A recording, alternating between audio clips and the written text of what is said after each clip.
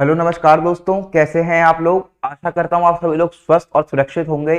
दोस्तों, आज की जो हमारी क्लास है वो हमारी बहुत ही इंपॉर्टेंट क्लास होने वाली है आपकी अंडरस्टैंडिंग के पर्सपेक्टिव से।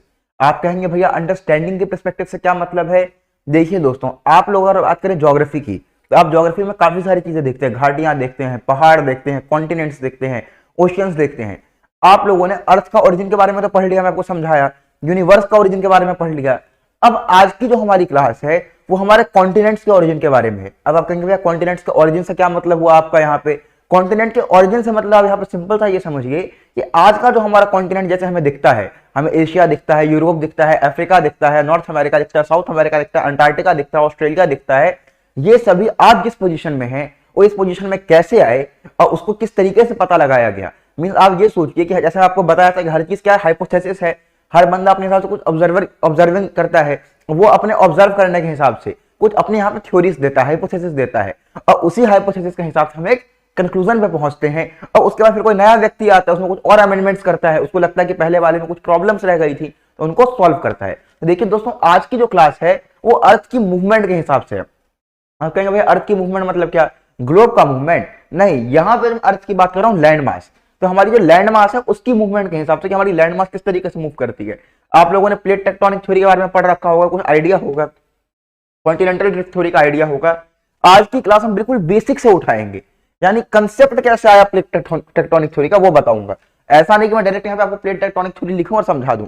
मैं जानता हूं कि आपका टाइम प्रीशियस है, आपको आधे घंटे से 40 मिनट के अंदर पूरा बेस समझ आ जाएगा, पूरी कहानी समझ आ जाएगी उसकी ओरिजिन क्या है। तो इसके बाद आपको कभी प्लेट टेक्टोनिक थ्योरी या फिर कॉन्टिनेंटल ड्रिफ्ट थ्योरी को याद करने की आवश्यकता नहीं पड़ेगी कि क्या हुआ, इसके पॉइंट्स याद कर लेते हैं, एविडेंसेस याद कर लेते हैं। शुरुआत से स्टार्ट करते हैं। देखिए दोस्तों, सबसे पहले अगर हम अर्थ मूवमेंट की बात करें, हमारा पहला टॉपिक इसके अंदर क्या है, जियोमॉर्फिक प्रोसेस है। अब आपको पता है कि जियोमॉर्फिक प्रोसेस क्या है, ये अर्थ का जो स्ट्रक्चर है उसमें चेंज आने की जो प्रोसेस है, फिजिकल स्ट्रक्चर से या अंदरूनी किसी चीज से, जैसे मान लो अंदर का मैग्मा बाहर आ गया, उससे कोई चेंज आ गया, या मान लो अर्थ के कॉन्टिनेंट्स में टूट गया, या मान लो ओशियन किस तरीके से फॉर्म हो रहा है, हमारे पहाड़ किस तरीके से फॉर्म हो रहे हैं, तो इसके अंदर चेंज आ रहा है, उसी चेंज को हम जियोमॉर्फिक कहते हैं। जियो मतलब अर्थ और मॉर्फ मतलब को पता है हम चेंज, यानी अर्थ के अंदर जो चेंज आ रहा है, अर्थ के सरफेस में जो चेंज आ रहा है उसको हम क्या कहते हैं, जियोमॉर्फिक प्रोसेस कहते हैं। ध्यान दीजिए, the physical stress and the chemical actions which are continuously acting on the surface of the earth brings about continuous change in the configuration of the earth surface known as geomorphic process। आप समझ चुके होंगे। उसके बाद क्या friends, हमारे जिसके अंदर टाइप्स हैं, ध्यान दीजिए टाइप हमारा क्या है, चेंज किस तरीके से होती है, टोपोग्राफी में, शेप में और स्ट्रक्चर में। ये पॉइंट्स हमारे ऑलरेडी क्लियर हो चुके हैं। अब आप ध्यान दीजिएगा, हमारी आज की क्लास का मेन उद्देश्य यही है कि आपको इस तरीके का जो वर्ल्ड मैप दिख रहा है ये कैसे आया, क्यों आया, किस तरीके से सोचा गया कि ऐसी चीज बनी गई, और इन सारी चीजों की जड़ में जाने की हमारी पूरी आज की क्लास की एम है। आइए इसको आगे बढ़ाते हैं। देखिए दोस्तों, अगर मैं बात करूं जियोमॉर्फिक प्रोसेस की, तो जियोमॉर्फिक प्रोसेस को हम ब्रॉडली दो हिस्सों में बांट सकते हैं। आप कहेंगे भैया जियोमॉर्फिक प्रोसेस मतलब क्या, अर्थ को चेंज करने का प्रोसेस। अब अर्थ के चेंज करने के प्रोसेस को हम दो हिस्सों में कैसे बांट सकते हैं। देखिए दोस्तों, अर्थ का जो लैंड मास है वो दो तरीके से बदल सकता है, एक बाहरी फोर्स से और एक अंदरूनी फोर्स से। ध्यान दीजिएगा, अगर मैं बोलूं कि बाहरी फोर्स मतलब क्या, सनलाइट आ रहा है, अब सनलाइट इतने सालों से एनर्जी के फॉर्म में आ रहा है, वो पहाड़ों को क्या करता है, इरोड करता है। जैसे आप अरावली के पहाड़ देखेंगे, विंध्याचल वाले पहाड़ देखेंगे, वो इरोड होकर टूटना शुरू हो चुके हैं। तो एक बाहर की जो सनलाइट है उससे यहाँ पे इफेक्ट पड़ सकता है, दूसरा ग्रेविटी का इफेक्ट कुछ पड़ सकता है, और उसके बाद जो सबसे इंपॉर्टेंट इफेक्ट कौन डालता है, अंदर से आने वाली चीज। अंदर से आने वाली चीज क्या है दोस्तों, आप सोचेंगे, देखिए अंदर से आने वाली चीज में सबसे इंपॉर्टेंट है प्रीमोडियल हीट। अब आप कहेंगे भैया प्रीमोडियल हीट क्या है, जब मैं आपको बताया कि अर्थ का फॉर्मेशन हुआ था नेबुला वाले कंसेप्ट से, तो अर्थ अंदर से तो आग का गोला है, अब जो आग का गोला अंदर से उसमें से कुछ आग बाहर आएगी, जो वो हीट इतने सालों से पड़ी हुई है वो भी कुछ इफेक्ट डालेगी। तो हमारा एक और पॉइंट क्या आ गया, प्रीमोडियल हीट। दूसरी बात क्या है कि अंदर रेडियो एक्टिविटी है। रेडियो एक्टिव मतलब आपको पता होगा यूरेनियम के एटम्स है, थोरियम के एटम्स है, ये रेडियो एक्टिविटी यानी रेडियो एक्टिविटी वाली चीज रिलीज करते हैं। उसके फॉर्म में क्या होता है, बहुत ज्यादा हीट भी रिलीज होती है, तो वो भी एक हीट का सोर्स है। तो हम सबसे पहले देख लेते हैं, पहला हमारा क्या है दोस्तों, इंडोजेनिक मूवमेंट, और दूसरा हमारा क्या है, एक्सोजेनिक मूवमेंट। इसको हम इंडोजेनेटिक और एक्सोजेनेटिक भी कई जगह कहते हैं। ध्यान दीजिएगा दोस्तों, इंडोजेनिक, आप नाम से ध्यान दीजिए, इंडो यानी अंदर, जेनेटिक मतलब आप यूजुअली हम जेनेटिक को जीन यानी ओरिजिन से बात करते हैं, यानी जिसका ओरिजिन कहां से हुआ है, अंदर से हुआ है। तो अर्थ के अंदर से जिस फोर्स का ओरिजिन हुआ हमारा क्या कहलाएगा, इंडोजेनिक फोर्स यानी इंडोजेनिक मूवमेंट कहलाएगा। और जिसका बाहर है वो क्या है, एक्सोजेनेटिक यानी बाहर ओरिजिन हुआ है। अंदर आप कैसे याद रखेंगे, हमारा क्या है, प्रीमोडियल हीट और रेडियो एक्टिविटी, और बाहर में क्या याद रखेंगे, सनलाइट और ग्रेविटेशनल फोर्स। या आपका उसी चीज को हिंदी में लिख दिए। ध्यान दीजिएगा दोस्तों, इंडोजेनेटिक यानी अंदर से जो आने वाली चीज होती है उसको हम दो हिस्सों में बांट सकते हैं। अब आप कहेंगे भैया हम हमेशा इसकी एक साइड लेकर चल रहे हैं। आपने सबसे पहले मुझे क्या बताया कि यहाँ पे आपने जियोमॉर्फिक प्रोसेस बताया, इसमें इंडोजेनेटिक बताया और यहाँ एक्सोजेनेटिक बताया। आप इसी ब्रांच को लेकर आगे बढ़ रहे हैं, एक्सोजेनेटिक वाले ब्रांचेस को लेकर आगे क्यों नहीं बढ़ रहे हैं? दोस्तों हमारा आज यहाँ पे मेन पॉइंट क्या है, हमें कहाँ पहुंचना है, प्लेट टेक्टोनिक थ्योरी के कंसेप्ट में पहुंचना है। तो उसके लिए जो हमारा ये वाला रास्ता है, इस रास्ते को आगे सीधे सीधे लेते जाएंगे और इस वाले पॉइंट के बारे में हल्का सा आइडिया लेके इसके ब्रांचेस को छोड़ देंगे, क्योंकि हमारे एग्जाम के लिए जो इंपॉर्टेंट है वो हमें कहां तक पहुंचना है, प्लेट टेक्टोनिक थ्योरी के रास्ते में पहुंचना है। अगर मान लो मैं यहां से आपको यहां पहुंचना हो और बीच में बहुत सारे मोड़ आए, तो आप यहाँ पे हर मोड़ का आइडिया लेके अपने लिए सही मोड़ सुन के आगे बढ़ जाएंगे। तो वही कंसेप्ट हमको रखना है। हमारा मेन फोकस हम किसके ऊपर अब रखेंगे दोस्तों, इंडोजेनेटिक यानी अंदर से आने वाले फोर्स पे, क्योंकि बाहर से जो आने वाले फोर्स बहुत लिमिटेड है। अब आप कहेंगे भैया बाहर से आने वाले फोर्स ऐसा क्या क्या काम कर सकते हैं? सनलाइट क्या कर सकती है? सनलाइट आपका केव फॉर्मेशन में हेल्प कर सकती है। उसके आपका जो वाटरफॉल्स बनते हैं, यानी जो इरोड होते हैं पहाड़ के इरोड करने से वाटरफॉल्स बनते हैं, ये सारी चीजें किससे हैं? एक्सोजेनेटिक से। बाकी जो बड़ी बड़ी चीजें हैं, कॉन्टिनेंट बनना, माउंटेन्स बनना, ये सारी की सारी इंडोजेनेटिक फोर्स कर सकती है।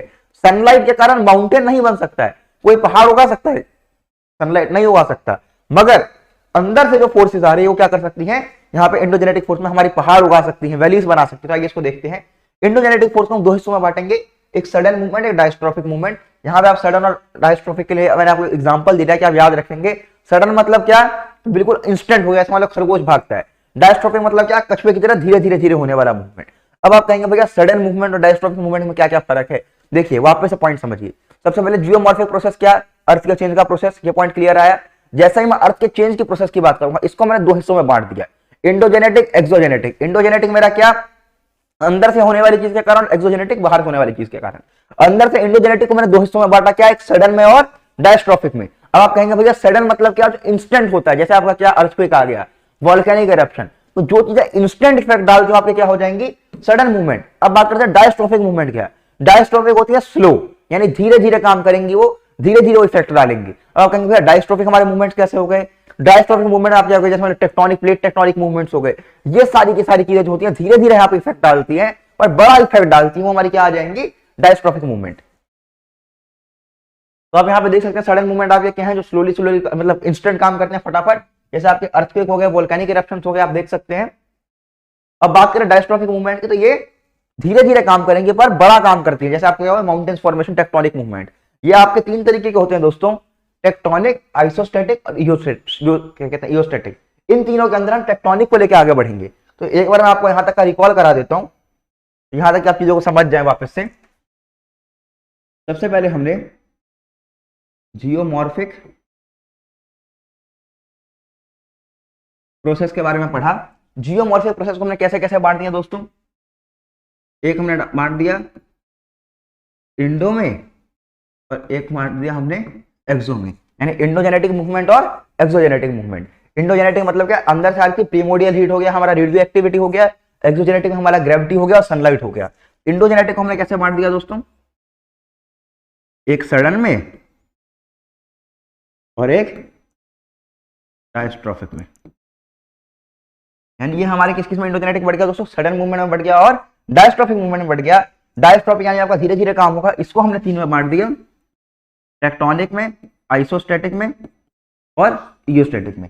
इन तीनों के अंदर हमें टेक्टोनिक पे जाना था, यानी हमारा मेन जो टेक्टोनिक मूवमेंट है उसका रास्ता जो हमें यहां से पकड़ना था वो कुछ ये रूट पकड़ना था। यहां से हम टेक्टोनिक के बारे में आगे पढ़ेंगे।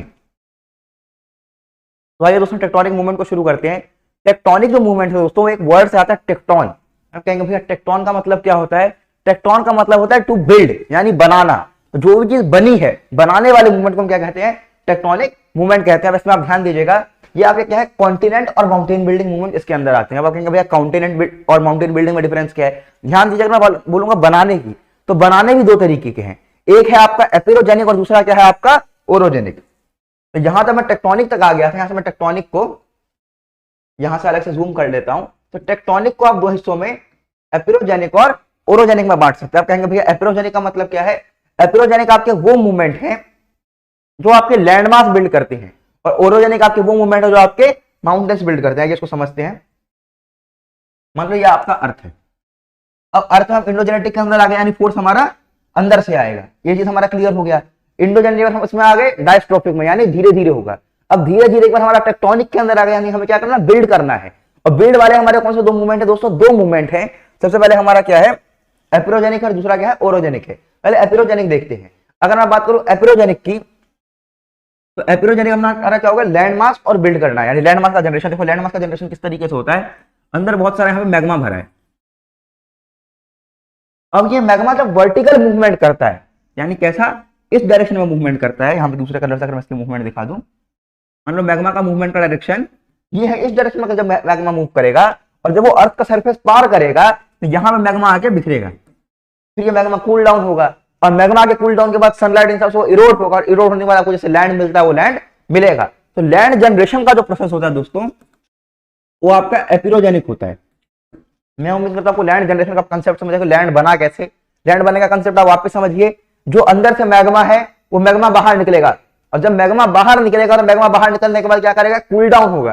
कूल डाउन होने के बाद वहां पे सनलाइट इन सबसे इरोड होगा, और उसके बाद हमें जो चीज मिलती है वो हमारी क्या होती है, लैंड बनती है। तो हमारा टेक्टोनिक के अंदर एक पहला मूवमेंट क्या आता है दोस्तों, एपिरोजेनिक मूवमेंट आता है। एपिरोजेनिक मतलब क्या, लैंड जनरेटिंग। जनरेटिंग मतलब क्या कहता है, ओरिजिन या जनरेशन। एपिरोजेनिक मतलब क्या हो गया, लैंड को जो जनरेट कर रहा है मूवमेंट, उसको हम एपिरोजेनिक मूवमेंट कहते हैं। आप कंसेप्ट समझिए, पहले मैंने अर्थ बनाया, उसके अंदर मैग्मा भरा पड़ा है, वो जो मैग्मा है वो मैग्मा जब बाहर निकलेगा तो क्या होगा दोस्तों, कूल डाउन होगा। कूल डाउन होने का जब इरोड होगा तो हमें क्या चीज मिलेगी, लैंड मिलेगी। उसके बाद हमारा अगला है दोस्तों ओरोजेनिक, यानी माउंटेन फॉर्मेशन। माउंटेन फॉर्मेशन जो है आपका, इसको हम बिल्कुल डिटेल्स में पढ़ेंगे माउंटेन्स के साथ में। आगे मैं प्लेट मूवमेंट पढ़ूंगा तो वो समझाऊंगा। ये समझिए एक ऐसा मूवमेंट होता है जिससे हमारा माउंटेन बनता है। इसमें किस किस तरीके की प्लेट टकराएंगी, हमारा कैसे कैसे कॉन्टिनेंट होगा, ओशियनिक होगा, जो हमारे कन्वर्जेंस किस तरीके से होते हैं, डाइवर्जेंस किस तरीके से, सारे प्लेट जब हम पढ़ लेंगे उसके बाद मैं आपको ओरोजेनिक मूवमेंट को डिटेल के अंदर समझा पाऊंगा। तब तक आप यहाँ पे क्या समझ रहे हैं कि हमने यहाँ जब टेक्टोनिक की बात करी, टेक्टोनिक मूवमेंट हमारे दो तरीके के थे, एपिरोजेनिक और orogenic.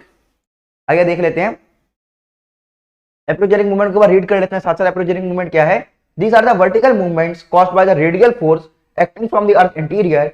They are categorized by large scale upliftment or emergence and subsidence or submergence of land areas. They are very slow and widespread and they lead to a continent building.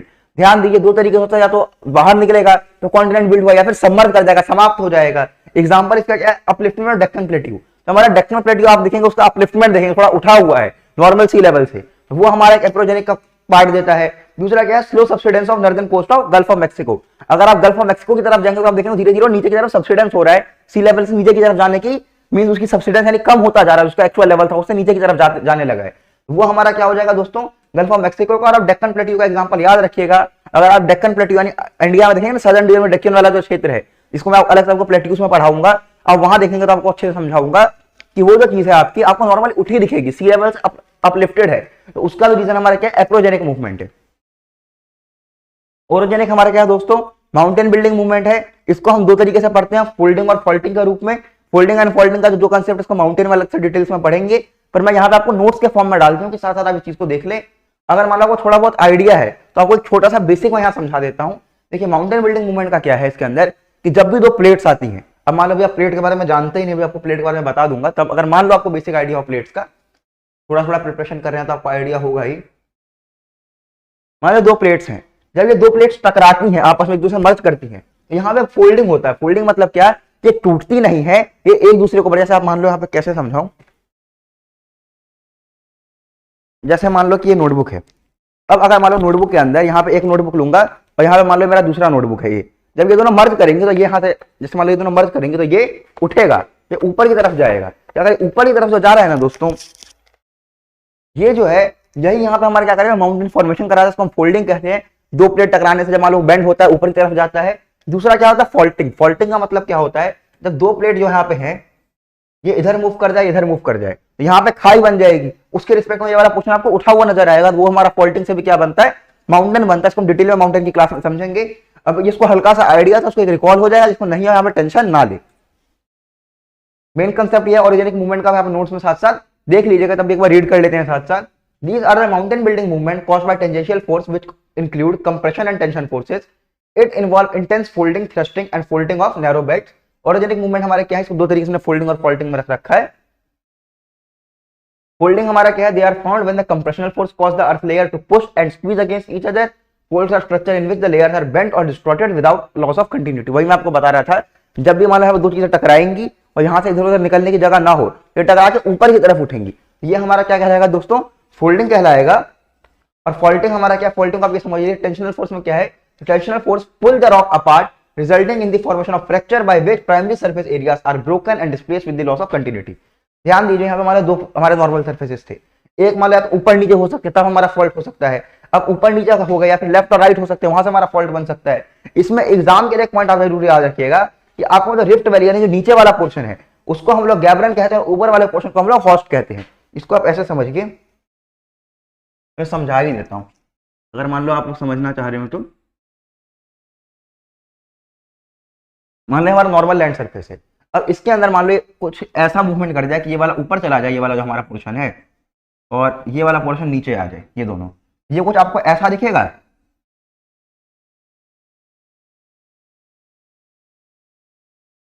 ये वाला ऊपर जाता हुआ, तो ये ऊपर वाला पोर्शन इसको हम लोग क्रॉस कहते हैं और नीचे वाले को गैब्रा कहते हैं।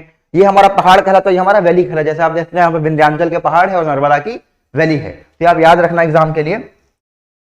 अब यहाँ पे सतपुरा रेंज भी देखते हैं, सतपुरा का भी इसी तरीके से कंसेप्ट है। अब हम बात करें दोस्तों कुछ इंपॉर्टेंट थ्योरीज की, मेन जो इतनी सारी चीज की बेस बनाई गई थी वो इसी चीज के लिए बनाई गई थी कि इसके अंदर आपकी अंडरस्टैंडिंग जो है पूरी तरीके से आए, यहाँ पे आप अंडरस्टैंडिंग में मार्क बिल्कुल भी ना खाएं। पहला हमारा टॉपिक दोस्तों क्या है, कॉन्टिनेंटल ड्रिफ्ट थ्योरी। देखिए दोस्तों, कॉन्टिनेंटल ड्रिफ्ट थ्योरी को समझने से पहले आपको मैं इसकी थोड़ी सी बेसिक यहाँ पे स्टोरी के रूप में समझाना चाहता हूँ। देखिए कॉन्टिनेंटल ड्रिफ्ट थ्योरी का कंसेप्ट क्या है, एल्फ्रेड वैगनर थे, उन्होंने 1912 में दिया था। आप ये समझिए जो हमारा जिस तरीके से अभी कॉन्टिनेंट है, अब इंसान को हमेशा से चीजों को जानने की इच्छा रही है कि कौन सी चीज किस तरीके से काम कर रही है, नहीं कर रही है, क्या हुआ नहीं हुआ। तो एल्फ्रेड वैगनर ने क्या करा है सबसे पहले कि जो भी हमारे पास यहाँ पे चीजें थी, जैसे जो भी चीजें मान लो कि हमारे पास प्लैनेट्स थे, अपने अर्थ थे, इसमें अलग अलग जगहों पे उन्होंने रिसर्च करना शुरू करा। मेजरली उन्होंने यूरोप में काम करा और यूरोप में उन्होंने क्या देखा कि यूरोप की जो लैंड है वो जब उसके ऊपर डीप स्टडी करी, उन्होंने देखा कि इस लैंड पे कभी ना कभी बहुत ज्यादा गर्मी भी रही है, कभी ना कभी बहुत ज्यादा सर्दी भी रही है। ये लैंड बहुत ही सारे सीजन से होके गुजर रखा है, यानी ऐसा नहीं कि यहाँ पे बस सर्दी रहा है। अब जैसे मान लो मैं आपको यहाँ बताऊंगा कि आप यहाँ पे वर्ल्ड में कोई सा भी जगह यहाँ पे सिलेक्ट करो। जैसे मान लो मैं आपको यहाँ पे दिखाता हूँ कि मान लो आप यहाँ पे नॉर्थ पोल वाला रीजन देखो, इधर का कोई रीजन देखो। अब यहाँ पे आप कोई भी जगह आप यहाँ पे क्या एक्सपेक्ट करते हो कि यहाँ पे हमेशा सनलाइट जो है कम आती है, तो सनलाइट कम आने के कारण यहाँ पे क्या होगा, यहाँ पे बहुत ज्यादा गर्मी नहीं रहेगी और बहुत ज्यादा सर्दी रहेगी, हमेशा ठंडापन रहेगा। चाहे कोई भी सीजन है, यहाँ पे ठंडापन रहेगा, बर्फ रहेगा ही रहेगा। उसी हिसाब से जैसे आप थोड़ा थोड़ा नीचे आएंगे, जैसे आपको यहाँ पे यूरोप वाला पोर्शन दिख रहा है, तो यूरोप भी जो आपका पोल से नजदीक जाता है इक्वेटर के रिस्पेक्ट में, यहाँ पे भी उम्मीद ये रहती है कि ठंडा प्रदेश रहे, ये वाला प्रदेश भी है जो है गर्म ना रहे। पर यहाँ पे एल्फ्रेड वैगनर ने देखा क्या कि ये जो यूरोप है, कहाँ गया हमारा यूरोप, अरे कहाँ निकल गया, ये रहा, ये जो यूरोप है यहाँ पे सर्दी भी है, यहाँ गर्मी भी है, यहाँ का जो पत्थर है वो अलग अलग समय पे अलग अलग यहाँ पे मौसम को दर्शा रहे हैं। ध्यान दीजिएगा अगर आप यहाँ समझ पा रहे हो, जैसे मान लो आपका इंडिया है, इंडिया में आपका इस पोजीशन पे अलग मौसम रहेगा, इस पोजीशन पे आपका अलग मौसम रहेगा, हर जगह पे आपको अलग अलग मौसम की उम्मीद है। अब जैसे यहाँ पे जाएंगे नॉर्थ में जाएंगे कश्मीर में, तो कश्मीर में आपको 99% में आपको ठंडी वाला चीज फील होगी, और जैसे जैसे आप साउथ में आएंगे तो आपको गर्मी वाली चीज फील होगी। उसी हिसाब से जब आप यहाँ पे यूरोप वाले पोर्शन में देख रहे होंगे, तो इस जगह पे यहाँ पे एल्फ्रेड यहाँ पे वैगनर कह रहे थे कि इस जगह पे गर्मी होने का, बहुत हाई टेम्परेचर होने की पॉसिबिलिटी नहीं होनी चाहिए, अगर यहाँ पे हो रही है तो उसका कुछ ना कुछ कारण होगा। तो एल्फ्रेड वैगनर जो दोस्तों थे, उनके दिमाग में यहाँ पे मेन पॉइंट क्या आया कि यहाँ पे उन्होंने देखा गया कि यूरोप के अंदर बहुत सारे डिफरेंट फेजेस आए हैं, यानी बहुत ज्यादा ठंडापन आया कि पूरा बर्फ की तरह अटक गया है, और बहुत ही ज्यादा गर्मी आई है, जिसके कारण क्या हुआ है वो बिल्कुल वहां पे हीट आ रखी है। मान लो आज का डायरेक्ट हम अफ्रीका वाले पोर्शन में देखते हैं, तो इस चीज से एल्फ्रेड वैगनर को थोड़ी परेशानी सी हुई, वो मतलब हल्के से भौचक्के से हुए कि ये चीज कैसे हो सकती है। तो उन्होंने इसके लिए दो कारण सोचे। जैसे मान लो हम कभी भी कोई पुलिस, मान लो सीआईडी कोई केस देखती है, तो क्या करते हैं, हमें जो चीज आती है वो इसके हिसाब से चीज सोचते हैं, इसके हिसाब से ये केस हुआ होगा, फिर उससे थोड़ी कहानी को आगे लेके जाती है, स्टोरी को, केस को आगे ले जाती है, फिर वहां से फिर उसके सामने काफी सारी पॉसिबिलिटीज खुलती हैं, तो उसका हिसाब से अपने हिसाब से एक आइडिया लेके चलता है कि यहाँ पे इसका आउटकम ये रहा हुआ होगा। अब जैसे मान लो अगर मैं बोलता हूँ कि इंडिया ने 19वें ओवर में मान लो 26 रन खा लिए, तो हम अपने दिमाग से उम्मीद लगाते हैं कि यहाँ पे बॉलर भुवनेश्वर कुमार रहा होगा। या अगर मान लो बोलता हूँ इंडिया ने आज के टाइम में इंडिया किसी प्लेयर ने 50 मारी या 100 मारा, सबसे पहला दिमाग वाला शायद सूर्य कुमार यादव ने मारा होगा। तो हम लोग अपने हिसाब से एक एजम्पशन लेके चलते हैं कि ये काम इस व्यक्ति ने किया होगा। अब उसी हिसाब से जो ये उन्होंने देखा, उन्होंने इसका रीजन दिया कि इसका दो ही रीजन है।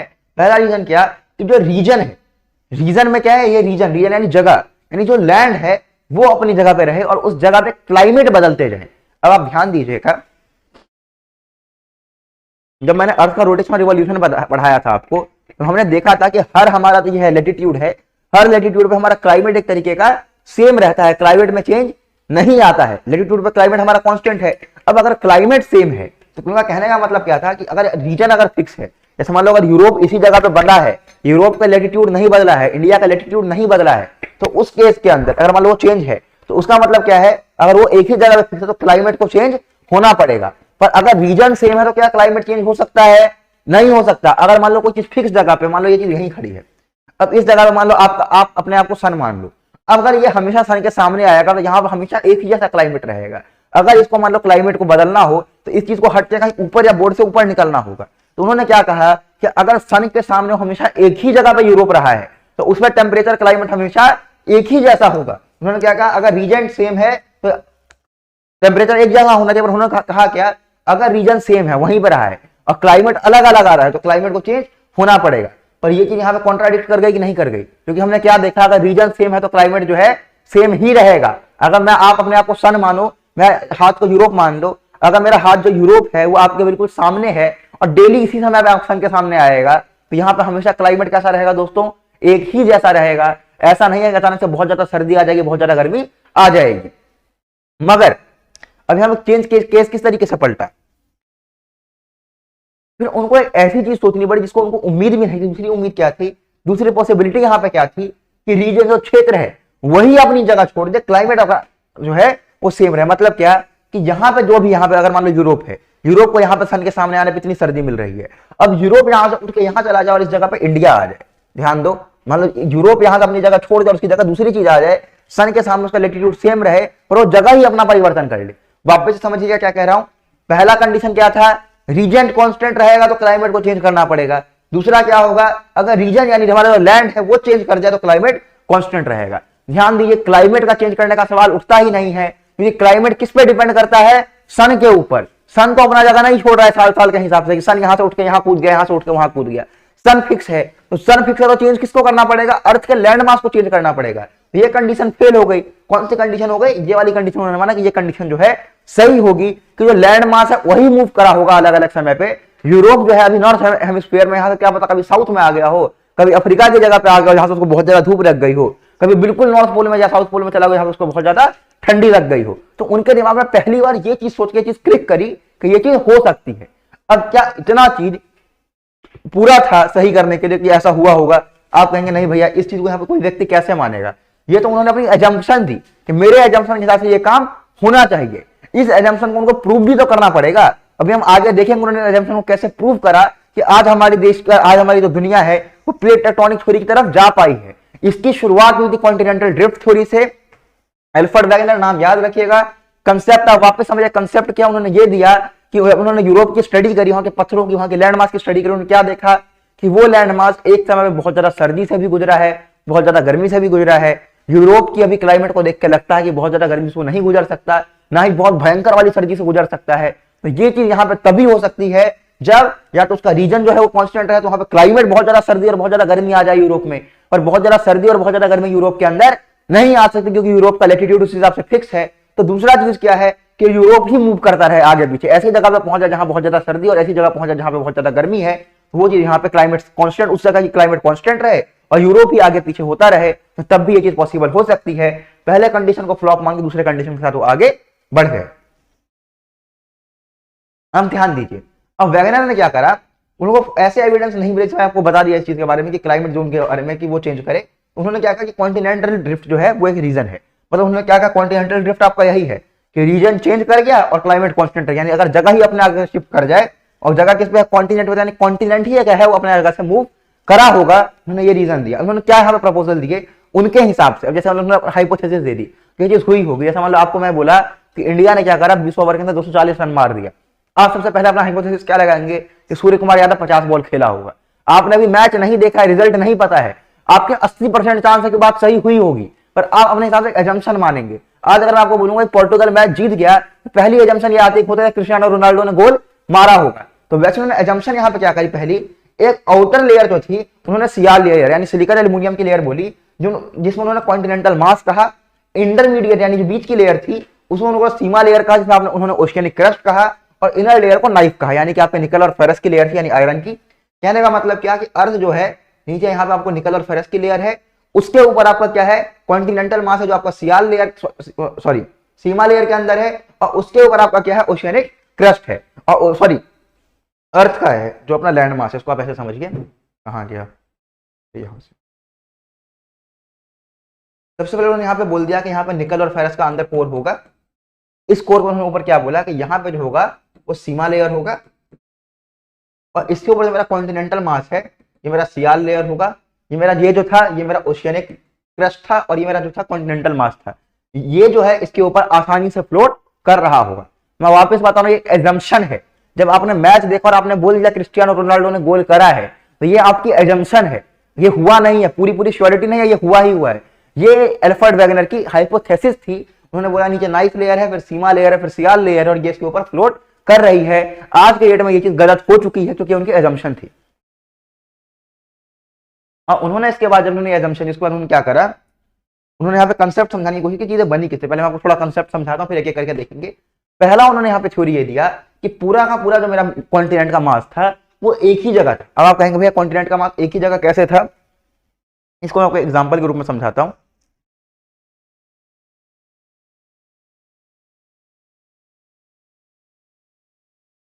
कोई शीट है, ओके एक मिनट।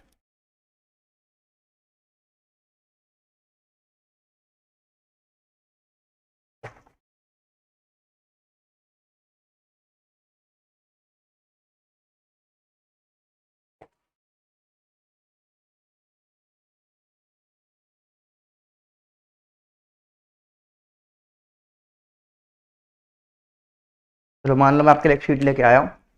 अब मान लो ये शीट है। अब मान लो इसको मैं क्या करता हूँ, इसको इस तरीके से कुछ काट देता हूँ और इन दोनों शीट्स को अलग अलग जगहों पे रखता हूँ। इसको अपना कैमरे के पास समझिए। ये शीट ऐसी है और ये शीट ऐसी है।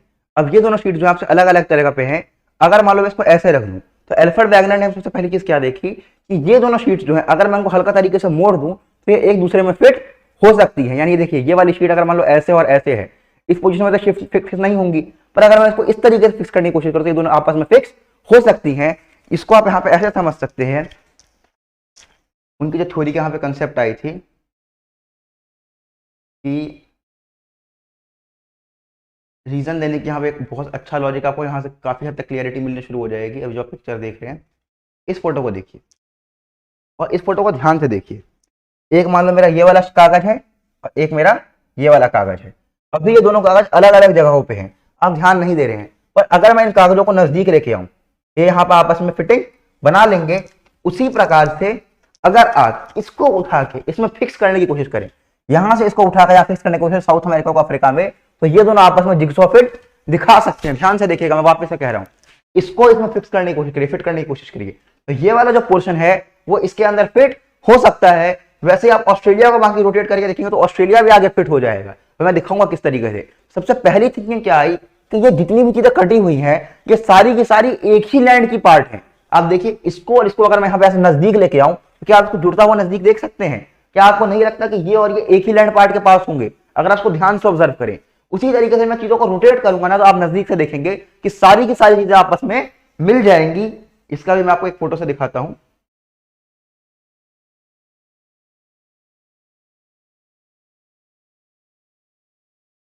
ये देखिए, अफ्रीका में आपका साउथ अमेरिका मिल गया। अंटार्कटिका जो आपको नॉर्मली हमेशा ऐसा दिखता है, लाइन लाइन सा, मैप में लाइन दिखता है। ग्लोब बनाएंगे तो अंटार्कटिका कुछ ऐसा शेप है, देखिए कुछ इस तरीके से, कुछ इस तरीके का अंटार्कटिका का शेप है।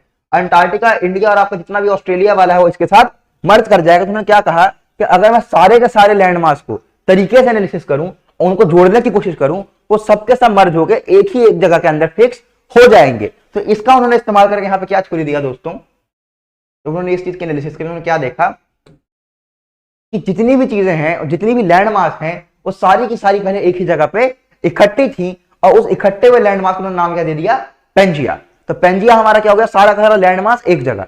अब पेंजिया के अलावा, सारी लैंड मास के अलावा जो चारों तरफ पूरी ओशियन थी, उसको उन्होंने नाम क्या दे दिया दोस्तों, पेंथलासा। तो पेंजिया हमारी मतलब लैंड मास हो गई, पेंथलासा हमारा क्या हो गया, ओशियन। कुछ समय के बाद, आपको यहाँ पे टाइम दे ही रखा है साथ साथ, कुछ समय के बाद यहाँ पे क्या हुआ, जो हमारा पेंजिया था और पेंथलासा था, इनके बीच में दरार आई, दोनों टूटे, और टूट के जो हमारा ऊपर वाला पोर्शन था जिसको हम यूरेशिया कहते हैं, अंगारा लैंड कहते हैं, और नीचे वाला पोर्शन था उसको हमने गोंडवाना लैंड कहा, इन दोनों में ये बट गया। इनके बीच में यहाँ पे टेथिस सी आ गई। अगर जब पढ़ेंगे माउंट एवरेस्ट पर, जब बताऊंगा कैसे फॉर्मेशन हुई, उसमें भी हम बात करते हैं कि बीच में टेथिस सी का जो था अवशेष, उसी से वो चीज उगी है। ध्यान दीजिएगा, यूरेशिया हो गया और हमारा गोंडवाना लैंड हो गया, इनके बीच में टेथिस सी आ गई, और उसके बाद धीरे धीरे और स्प्लिट होके कुछ इस तरीके से दिखने लगे, उसके बाद कुछ इस तरीके से, और फाइनली हमारा आज का जो वर्ल्ड दिखता है इस तरीके से दिखता है। आप इसके लिए क्या पॉइंट याद रखेंगे, पेंजिया था, पेंजिया हमारा किस किस में टूटा, यूरेशिया और गोंडवाना लैंड, जिसको हम अंगारा लैंड और गोंडवाना लैंड कहते हैं। गोंडवाना लैंड हमारा क्या हो गया, सदर्न हेमिस्फीयर का पेंजिया का टूटा हुआ पोर्शन गोंडवाना लैंड कहलाता है। नॉर्दर्न हेमिस्फीयर वाला जो है हमारा अंगारा लैंड या यूरेशिया कहलाता है। इसके बीच में हमारी टेथिस सी थी। उसके बाद जब यहाँ पे थोड़ा और आगे इसमें डेवलपमेंट हुई, कुछ इस तरीके से दिखने लगा। फिर इस तरीके से एंड में क्या हुआ, तो इंडिया वाला पोर्शन था वो ऊपर की तरफ जाने लगा, अफ्रीका वाला पोर्शन ऊपर की तरफ जाने लगा, और फाइनली वो कुछ इस तरीके से दिखने लगा। हमारा अंटार्कटिका बिल्कुल नीचे की तरफ चला गया। आइए इसको बार ध्यान से देख लेते, थ्योरी क्या थी इनकी। अब इतनी सारी एजम्पशन समझ के फाइनली थ्योरी पे पहुंचते थे, उन्होंने अपने हिसाब से हाइपोथेसिस दी थी, थ्योरी दी थी। क्या दी थी, ड्यूरिंग द कार्बोनिफेरस पीरियड, यानी कार्बोनिफेरस पीरियड हमारा क्या 225 मिलियन ईयर पहले का पीरियड है। There was only one super continent called Pangaea and one super ocean called Panthalassa, यानी एक सुपर कॉन्टिनेंट था जो हम पेंजिया कहते हैं, और एक सुपर ओशियन था जिसको हम पेंथलासा कहते हैं। Pangaea consisted of all the present continent, this super continent started to break during the Carboniferous period. ये जो सुपर कॉन्टिनेंट था ये टूटना शुरू हुआ। अब पेंजिया किस किस में सेपरेट हुआ, पेंजिया सेपरेटेड हुआ आपका यूरेशिया और अंगारा लैंड, जिसको कहते हैं एक ही चीज है। इन दोनों में से एक आपको यूरेशिया बोलो या अंगारा लैंड बोल लो, और दूसरा पोर्शन को हमने नाम दे दिया गोंडवाना लैंड, यानी ऊपर वाला आपका यूरेशिया और नीचे वाला गोंडवाना लैंड, और बीच में जो आपकी सी थी उसको हम क्या देते हैं, टेथिस सी। तो Angara land and Gondwana land were separated by Tethys sea. उसके बाद क्या हुआ कि India started to move towards north, Africa started to move towards north, Antarctica started to move towards south, Australia started to move towards east. यानी India कहां जाने लगा, Gondwana land में। यहां ध्यान दीजिए, इंडिया कहां है हमारा, ये है आपका इंडिया, ये जो आपका है ये इंडिया है। इंडिया यहां से नॉर्थ की तरफ जाने लगा, ऑस्ट्रेलिया आपका ईस्ट की तरफ जाने लगा। अभी आप ऑस्ट्रेलिया को मैप पे देखते हैं ना, ऑस्ट्रेलिया न्यूजीलैंड आपका दोनों ईस्ट की तरफ है, तो ऑस्ट्रेलिया आपका ईस्ट की तरफ पकड़ना शुरू कर दिया। अफ्रीका जो था वो हमारा नॉर्थ की तरफ जाने लगा। आप देखेंगे अफ्रीका जो है इक्वेटर, अफ्रीका को इक्वेटर भी काटती है, ट्रॉपिक ऑफ हमारा कैप्रिकॉर्न भी काटता है। अफ्रीका हमारा इक्वेटर से ऊपर की तरफ थोड़ा जाता है, तो अफ्रीका थोड़ा नॉर्थ की तरफ शिफ्ट होने लगा। उसके बाद क्या है, कुछ समय बाद अरेबिया जो था वो अफ्रीका से सेपरेट होकर एशिया से मिल गया। अगर आप अरेबियन पेनिनसुला को देखेंगे तो पहले अफ्रीका का पोर्शन था, उसके बाद आप देखेंगे तो एशिया की तरफ मिलता जा रहा है। आप सऊदी अरेबिया वाला पूरा पोर्शन देखेंगे। अब इसके बाद उन्होंने रीजन दिए कि चीज क्यों हुई होगी, उन्होंने ये तो बता दिया कि हुई है, हुआ है वो चीज क्लियर हो गया, क्यों हुआ है वो जानने की बारी है। अब जैसे मान लो मैं आपको बोलूंगा कि आपने, जैसे मान लो कि इंडिया ने मान लो वर्ल्ड कप जीत लिया। अब इंडिया ने वर्ल्ड कप जीत लिया, हमें पता है ये चीज, हमने पूरी तरीके से यहाँ पे एनालिसिस करके बता ली क्यों जीता है, इसमें किस प्लेयर की क्या वैल्यू रही नहीं रही, 11 खिलाड़ियों में से फाइनल मैच के अंदर ये प्रेडिक्ट करना थोड़ा सा मुश्किल है। तो इन्होंने यहाँ पे अपने कुछ रीजंस दिए। अब वो रीजन जो है वो सही है या गलत है इसके बारे में भी देखते हैं। पहला उन्होंने रीजन क्या दिया, उन्होंने ये कहा कि पहला रीजन यह है कि इक्वेटर वार्ड मूवमेंट, यानी कि जितनी भी चीजें इक्वेटर की तरफ मूव कर रहे हैं। आप देखेंगे कि हमारा ज्यादातर जो मास है वो इक्वेटर की तरफ काफी हद तक हमारा कॉन्टिनेंट का कन्वर्ज है, पोल्स पे बहुत कम कम मास है। तो उन्होंने इसका एक रीजन क्या दिया, तो जो डिफरेंशियल फोर्स हमारे बायंसी और ग्रेविटी जो है उसने इस हिसाब से चीजों को एडजस्ट करा है, जिसके कारण हमारा ज्यादा से ज्यादा मास जो है इक्वेटर की तरफ रहे। ग्रेविटी यानी सेंटर ऑफ ग्रेविटी मेंटेन करते हैं, उसके हिसाब से क्या हुआ कि ज्यादा का ज्यादा मास जो है इक्वेटर वार्ड मूवमेंट की तरफ, इक्वेटर की तरफ शिफ्ट हुआ है। और उन्होंने बोला वेस्टवार्ड मूवमेंट जो है वो टाइडल फोर्स, यानी सन और मून जो टाइडल फोर्स करती है। आपको पता है ना कि ऐसे समझ लीजिए, मान लो हमारा अर्थ है, अर्थ में यहाँ ओशियंस है, जब यहाँ मून है, अगर मून जब की साइड जब ओशियन रहता है तो ओशियन में आपको हाई टाइड्स देखने को मिलते हैं, क्योंकि मून जो है अपनी ग्रेविटी से टाइड्स को खींचती है। तो उन्होंने यही थ्योरी यहाँ पे क्या लगा दी कि जो हमारा कॉन्टिनेंट मूव करा है उसके पीछे भी मून का टाइड का कारण होगा। जबकि बाद में यहाँ पे लोगों ने ये कहा कि ये दोनों फोर्सेस जो है वो बहुत वीक फोर्सेस हैं और उन दोनों फोर्सेस के कारण ये काम नहीं हो सकता, इसकी पॉसिबिलिटी बहुत कम है। अब बात करता हूं दोस्तों एविडेंसेस की। सबसे मेन जो पूरा पॉइंट है एविडेंस का है। अगर आप मतलब कभी मूवी देखते हैं, अगर आपने दृश्यम देखी होगी, तो एंड में सारा खेल आता है एविडेंस पे। आप देख लेते हैं कि विजय सालगांवकर था, वो कैसे 2-3 अक्टूबर को कहा जाता है, अपना गोवा जाता है, बंजी जाता है, जो भी अपना सत्संग वगैरह में जाता है। मूवी का पूरा इंटरेस्ट किस पे आके खत्म होता है कि उसने एविडेंसेस का क्या करा, क्योंकि पूरी भी चीज जो सिलेक्शन है नहीं है, जो उसको जेल मिलेगा नहीं मिलेगा पूरा पूरा एविडेंस पे डिसाइड करता है। तो इसके जो एविडेंस वो क्या थी, सबसे पहला था जिग्सॉ फिट ऑफ कॉन्टिनेंट। अगर जैसा मैं आपको दिखा रहा था सारे कॉन्टिनेंट एक दूसरे से फिट हो गए, तो ये जो मेरा फिट था जिग्सॉ फिट, ये एक कारण बना। दूसरा क्या था, स्ट्रक्चरल एविडेंस। स्ट्रक्चरल एविडेंस की आप बात करें, आप स्ट्रक्चर्स को देख सकते हो कैसे एक दूसरे से मर्ज कर रहे हैं यहाँ पे। अब एक चीज और ध्यान दीजिएगा, यहाँ पे अगर मान लो लैंडमास की मैं बात करूंगा, लैंडमास एक एक जैसे मान लो यहाँ पे जिस तरीके की मिट्टी है, काफी हद तक मिट्टी यहाँ पे इस तरीके की पाई जा रही है, यहाँ पे जो प्रजाति पाए जा रहे हैं वही प्रजाति यहाँ पे इस तरीके से पाए जा रहे हैं। उसके बाद हमारा क्या है, तुम्हारा क्या है, स्ट्रेटिग्राफिक एविडेंस है, फॉसिल और ग्लेशियल डिपोजिट्स है। इनको ऐसे समझते हैं, आपकी 100 बात की एक बार यहाँ पे इस तरीके से समझ आ जाएगी कि यहाँ पे जो फॉसिल्स मिले थे और यहाँ जो फॉसिल्स मिले थे वो काफी हद तक सिमिलर मिले थे। अब फॉसिल्स किस तरीके से, फॉसिल मतलब क्या होता है, जो कोई डेड एनिमल्स या प्लांट्स हैं उनके जो रिमेन्स होते हैं उनको हम फॉसिल कहते हैं। अब मान लो कोई XYZ जीव था, जैसे आप यहाँ पे देख सकते हैं, यहाँ पे डायनासोर्स के यहाँ पे कुछ वो है पुराने मीजोसॉरस है जैसे। अब मीजोसॉरस जो है वो यहाँ पे मिला, अब मीजोसॉरस का अवशेष यहाँ पे भी मिला है। अब इसमें कई ऐसे जीव हैं तो जहां से उस पर तैर नहीं सकते थे, इनके पास तैरने की क्षमता नहीं थी। अब जिन जीवों के पास तैरने की क्षमता नहीं है वो आज के डेट में क्या साउथ अमेरिका से अफ्रीका जा सकते हैं। अगर आज के डेट का साउथ अमेरिका और अफ्रीका के बीच में गैप देखें,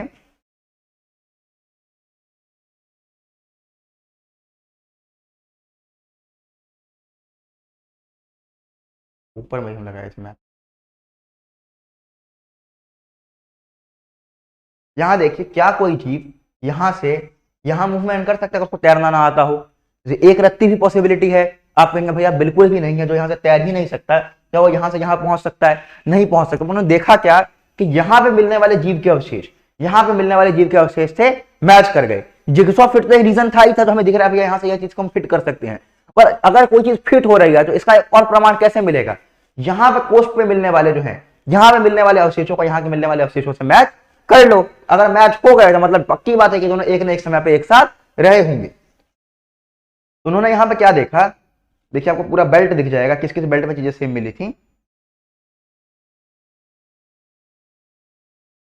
देखिए इस बेल्ट पे आपको सेम जानवर मिले, इस बेल्ट पे आपको सेम फॉसिल मिला, इस बेल्ट पे आपको सेम फॉसिल मिला और इस बेल्ट पे आपको सेम फॉसिल मिला। तो उन्होंने सेम फॉसिल वाले बेल्ट को एक साथ मिलाने की कोशिश करी। उन्होंने देखा कि कुछ इस तरीके से हमारा शुरुआत में जो लैंड था वो रहा होगा, क्योंकि सारे के सारे आज के डेट के जो फॉसिल्स यहाँ पे पाए गए हैं, चाहे आप फर्न के फॉसिल्स की बात कर लें, चाहे आप जानवरों के फॉसिल्स की बात कर लें, तो इस चीज को एक बहुत बड़े तरीके से यूज करा उन्होंने अपने एक्सपेरिमेंट में। जो उन्होंने अपने हाइपोथेसिस दी, उनका मेन रीजन क्या रहा, वापस शुरुआत से देखते हैं। सबसे पहली चीज, एल्फ्रेड वैगनर थे, उन्होंने कॉन्टिनेंटल ड्रिफ्ट थ्योरी दी। कॉन्टिनेंटल ड्रिफ्ट थ्योरी देने के उनका पहला कंसेप्ट सबसे पहले क्या आया, उन्होंने क्लाइमेट को स्टडी करा, मतलब वहां पे क्लाइमेट को स्टडी करा, लैंड को स्टडी करा। उन्होंने क्या देखा कि लैंड जो है वो अलग अलग क्लाइमेट से गया है, अलग अलग क्लाइमेट से गया। तो उसमें सबसे पहली चीज क्या आएगी कि या तो क्लाइमेट बदला होगा या लैंड बदला होगा। क्लाइमेट बदल नहीं सकता तो लैंड बदला होगा, तो लैंड मूव करा है, ये बात डिसाइड हो गई, पहली चीज फिक्स। अब उन्होंने इसके पीछे एविडेंस निकालने में चले गए कि मैं ऐसा किसको प्रूव कैसे करूं। प्रूव कैसे करा, उन्होंने जिग्सॉ मूवमेंट देखा, जिग्सॉ फिट देखा।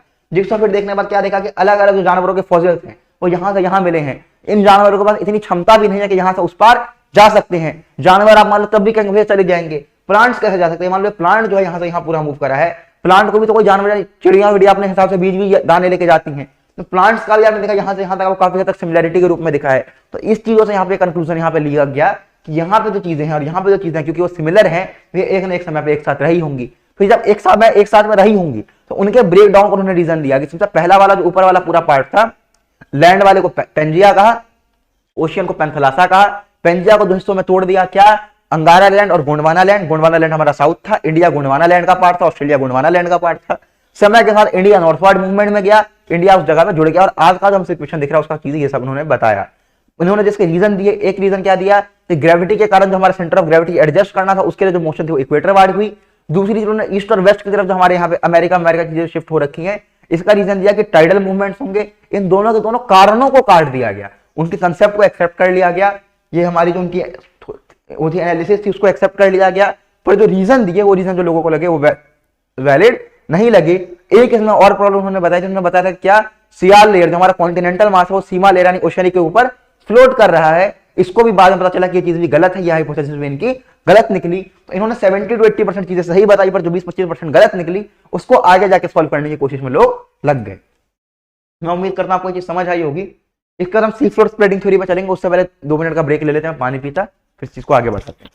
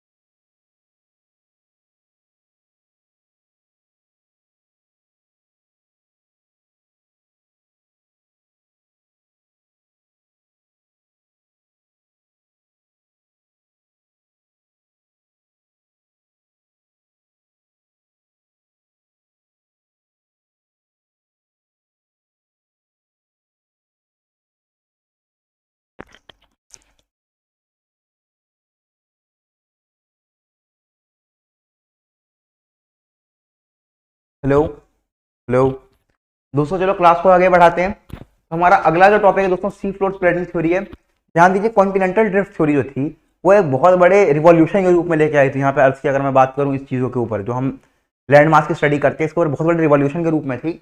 अब अगर हम आगे बढ़े सी फ्लोर स्प्रेडिंग थ्योरी पर देखें, देखिए दोस्तों इसका कंसेप्ट आप समझिए। कंसेप्ट इसका क्या कहता है कि हमारा अर्थ है, अर्थ के अंदर जो ओशियंस हैं, ओशियन के अंदर जो उनकी क्रस्ट थी उसकी स्टडी करनी शुरू करी गई।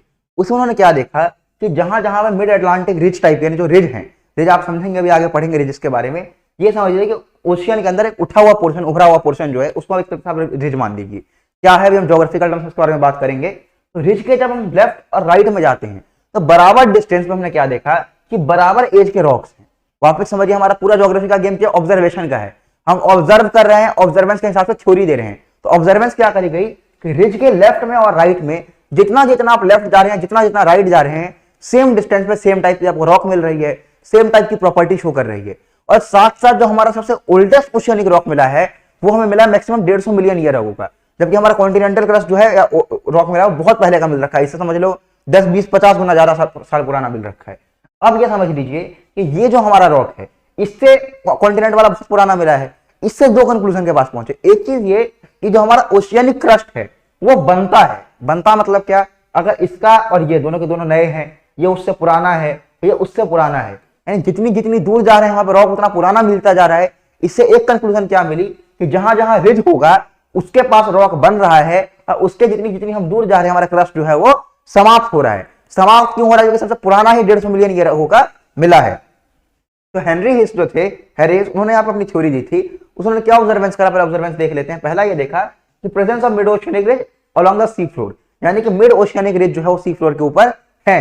यानी कि आप समझेंगे, जैसे आप देखेंगे मिड अटलांटिक रिज, अगर आप पढ़ते हैं अटलांटिक ओशियन देखते हैं तो वहां पे कभी आप इसकी वो देखना फिजिकल मैप, वहां पे आपको रिज पूरी तरीके से नजर आएगी। फिजिकल मैप में आपको हाइट के रूप में नजर आने लगेगा। तो हमारा मिड अटलांटिक रिज जो है, जो हमारा अटलांटिक ओशियन में यानी यूरोप के बीच में नॉर्थ अमेरिका के बीच में पड़ता है अपना पूरा, इस तरीके से आप देखेंगे। तो उसके पास उन्होंने क्या देखा कि हमारे क्या है, सी फ्लोर में मिड ओशियनिक रिज होगा। उसके पास क्या है, ridges are very active with continuous volcanic eruption, यानी जो रिज है वहां पर वोल्केनिक इरप्शन कंटीन्यूअसली होता रहता है। हमने शुरुआत में देखा था लैंड फॉर्मेशन किससे हो रही है दोस्तों, वोल्केनिक इरप्शन से हो रही है। हमारा क्रस्ट फॉर्मेशन किससे हो रहा है, जो हमारा पूरा लैंड बनता है। हमने क्या पढ़ा था, एपिरोजेनिक, ओरोजेनिक में एपिरोजेनिक पढ़ा था ना, मैग्मा आता है। तो हमारा क्या है, वोल्केनिक इरप्शंस होते जा रहे हैं। अगला पॉइंट क्या है, rock of similar composition and magnetic properties and age are observed at the equidistant location from the mid oceanic ridge, यानी मिड ओशियनिक रिज से इक्वल डिस्टेंस पे जो रॉक्स हैं वो पाए जा रहे हैं। अब ध्यान दीजिए, एज ऑफ रॉक इंक्रीज करता जाएगा जैसे हम ओशियनिक रिज से दूर जाएंगे। The age of oceanic crust is much lower than the age of continent, ये आपको बता ही दिया। और thickness of oceanic crust is much lower than the continental crust. हमने एक चीज और देखी कि ओशियनिक क्रस्ट का जो थिकनेस है वो बहुत कम होता है कॉन्टिनेंटल क्रस्ट से। यूजुअली 15 किलोमीटर के आसपास इसका होता है और कॉन्टिनेंट वाले का 35 से 50 किलोमीटर के आसपास रहता है। तो ये सारी चीज उन्होंने यहाँ पे दी, और इसका आप याद रखिएगा, हैरी हिस ने दिया था ये चीज। मैंने यहाँ पे नाम लिखना छूट गया लगता है। अब हैरी हिस का यहाँ पे नाम दे दीजिएगा। तो हैरी हिस ने यहाँ पे सी फ्लोर स्प्रेडिंग थ्योरी दी थी। आपको एग्जाम में डायरेक्ट या तो नाम पूछेगा, मैंने आपको थोड़ी ऑब्जर्वेशन दे दिया कि बाई चांस अगर मान लो थोड़ा हाई लेवल में चला जाए, बाई चांस टीयर 2 के अंदर यहाँ पे चीजों को थोड़ा अप कर दे, ABCD करके क्वेश्चन पूछ ले, only 1 and only 2, sea floor spreading theory में पूछ ले कि क्या क्या दिया गया था। आपको बस याद क्या रखना है कि बराबर बराबर दूरी पे बराबर बराबर प्रॉपर्टी शो कर रहा था। हमारा जो ओशियनिक क्रस्ट था वो बनता भी और समाप्त भी होता है, और सेम डिस्टेंस में सेम मैग्नेटिक प्रॉपर्टी। जितना जितना हम दूर जा रहे हैं वो उतना उतना रॉक पुराना होता जा रहा था। हैरी हिस नाम याद रखिएगा, ऑब्जर्वेशन मैंने आपको दे दी। अब हम आते हैं हमारी आज के डेट में चलने वाली प्लेट टेक्टोनिक थ्योरी पे। ध्यान दीजिए, प्लेट टेक्टोनिक थ्योरी जो था ये कुछ नहीं था, बस हल्का सा एडवांसमेंट था किसका, कॉन्टिनेंटल ड्रिफ्ट थ्योरी का, जिसे हम ऑलरेडी पढ़ चुके थे। सबसे पहले आप ध्यान रखिएगा कि प्लेट जो टर्म है वो जेटी विल्सन ने दिया था। प्लेट टेक्टोनिक थ्योरी जो था वो दोस्तों वो मॉर्गन ने दिया था, मगर जो टर्म है प्लेट, प्लेट वर्ड जो है वो जेटी विल्सन ने दिया था 1965 में। इसमें आइए देखते चलते हैं। Plate are the broad rigid segments of the lithosphere which include the rigid upper part of the upper mantle and oceanic and continental crust. It moves on the underlying asthenosphere. ध्यान दीजिए, हमारा प्लेट है क्या, plate आप ये समझेंगे rigid part है, और रिजिड पार्ट किसका, हमारा लिथोस्फीयर, एस्थेनोस्फीयर। आप मैंने बताया था लिथोस्फीयर आपका 100 किलोमीटर है और उसके नीचे एस्थेनोस्फीयर है। तो इसने आपको क्या बताया कि प्लेट हमारा क्या है, ब्रॉड रिजिड सेगमेंट है किसका, लिथोस्फीयर का, जो हमारा क्या करता है, रिजिड अपर पार्ट लेता है किसका, मेंटल का। उसमें होगा क्या, आपका ओशियनिक और कॉन्टिनेंटल क्रस्ट होगा। तो एक एक पॉइंट को अगर आप तरीके से काटे तो आप वहां पे पॉइंट समझ आ जाएगा। ये मूव किसके ऊपर करता है? एस्थोनोस्फेयर पे। एस्थोनोस्फेयर आपको समझा था कि मैग्मा का पूरा लेयर है, प्रेशर कुकर वाले कंसेप्ट से हल्का सा ध्यान दीजिए। थ्योरी ऑफ प्लेट टेक्टोनिक्स देखते हैं, इसको मॉर्गन ने दिया था और मैकेंजी और पार्कर ने भी दिया था, अलग अलग दिया था। एग्जाम के लिए मॉर्गन का नाम याद रखिएगा, बिल्कुल भी भूल नहीं सकते हैं। प्लेट टेक्टोनिक क्या है?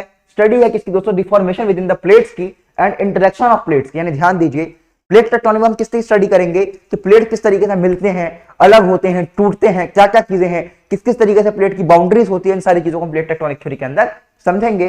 प्लेट जो आपके लगभग 100 किलोमीटर थिक होते हैं और इनकी हाई रिजिडिटी होती है, और ध्यान दीजिएगा ये अनेबल टू डिफॉर्म होते हैं except in response to very strong and prolong forces.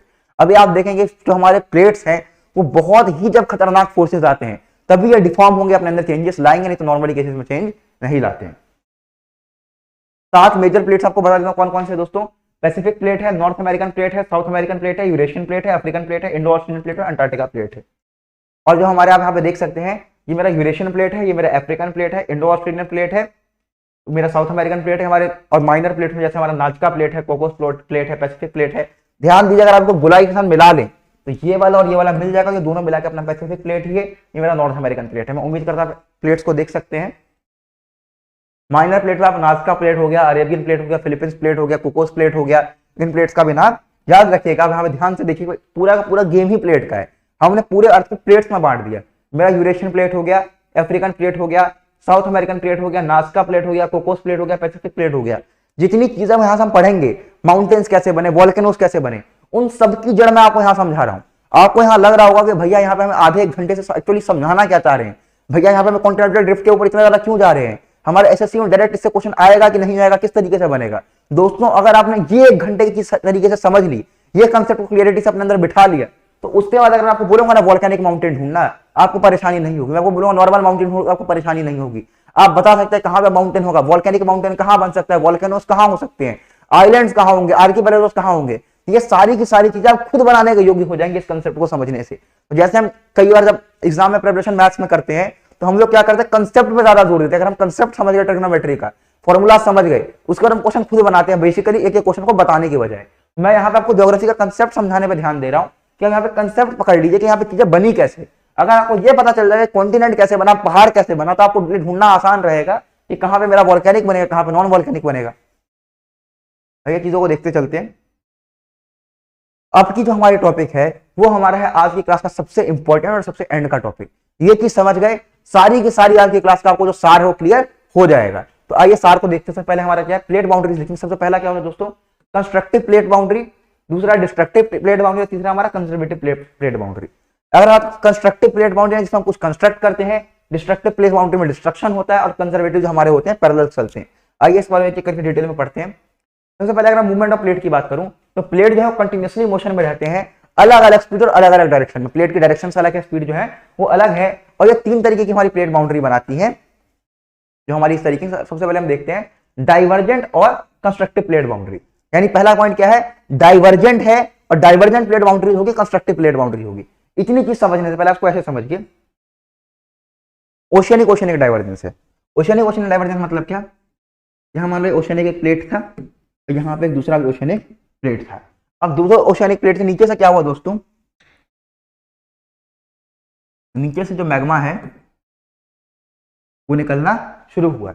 अब मैग्मा जब नीचे से निकलना शुरू हुआ, जब मैग्मा ऊपर आया, तो ये मैग्मा यहाँ पे क्या करेगा, यहाँ पे कॉन्टिनेंटल जो मेरा क्रस्ट था, कॉन्टिनेंटल जो मेरी प्लेट थी, इसको तोड़ना शुरू करेगा।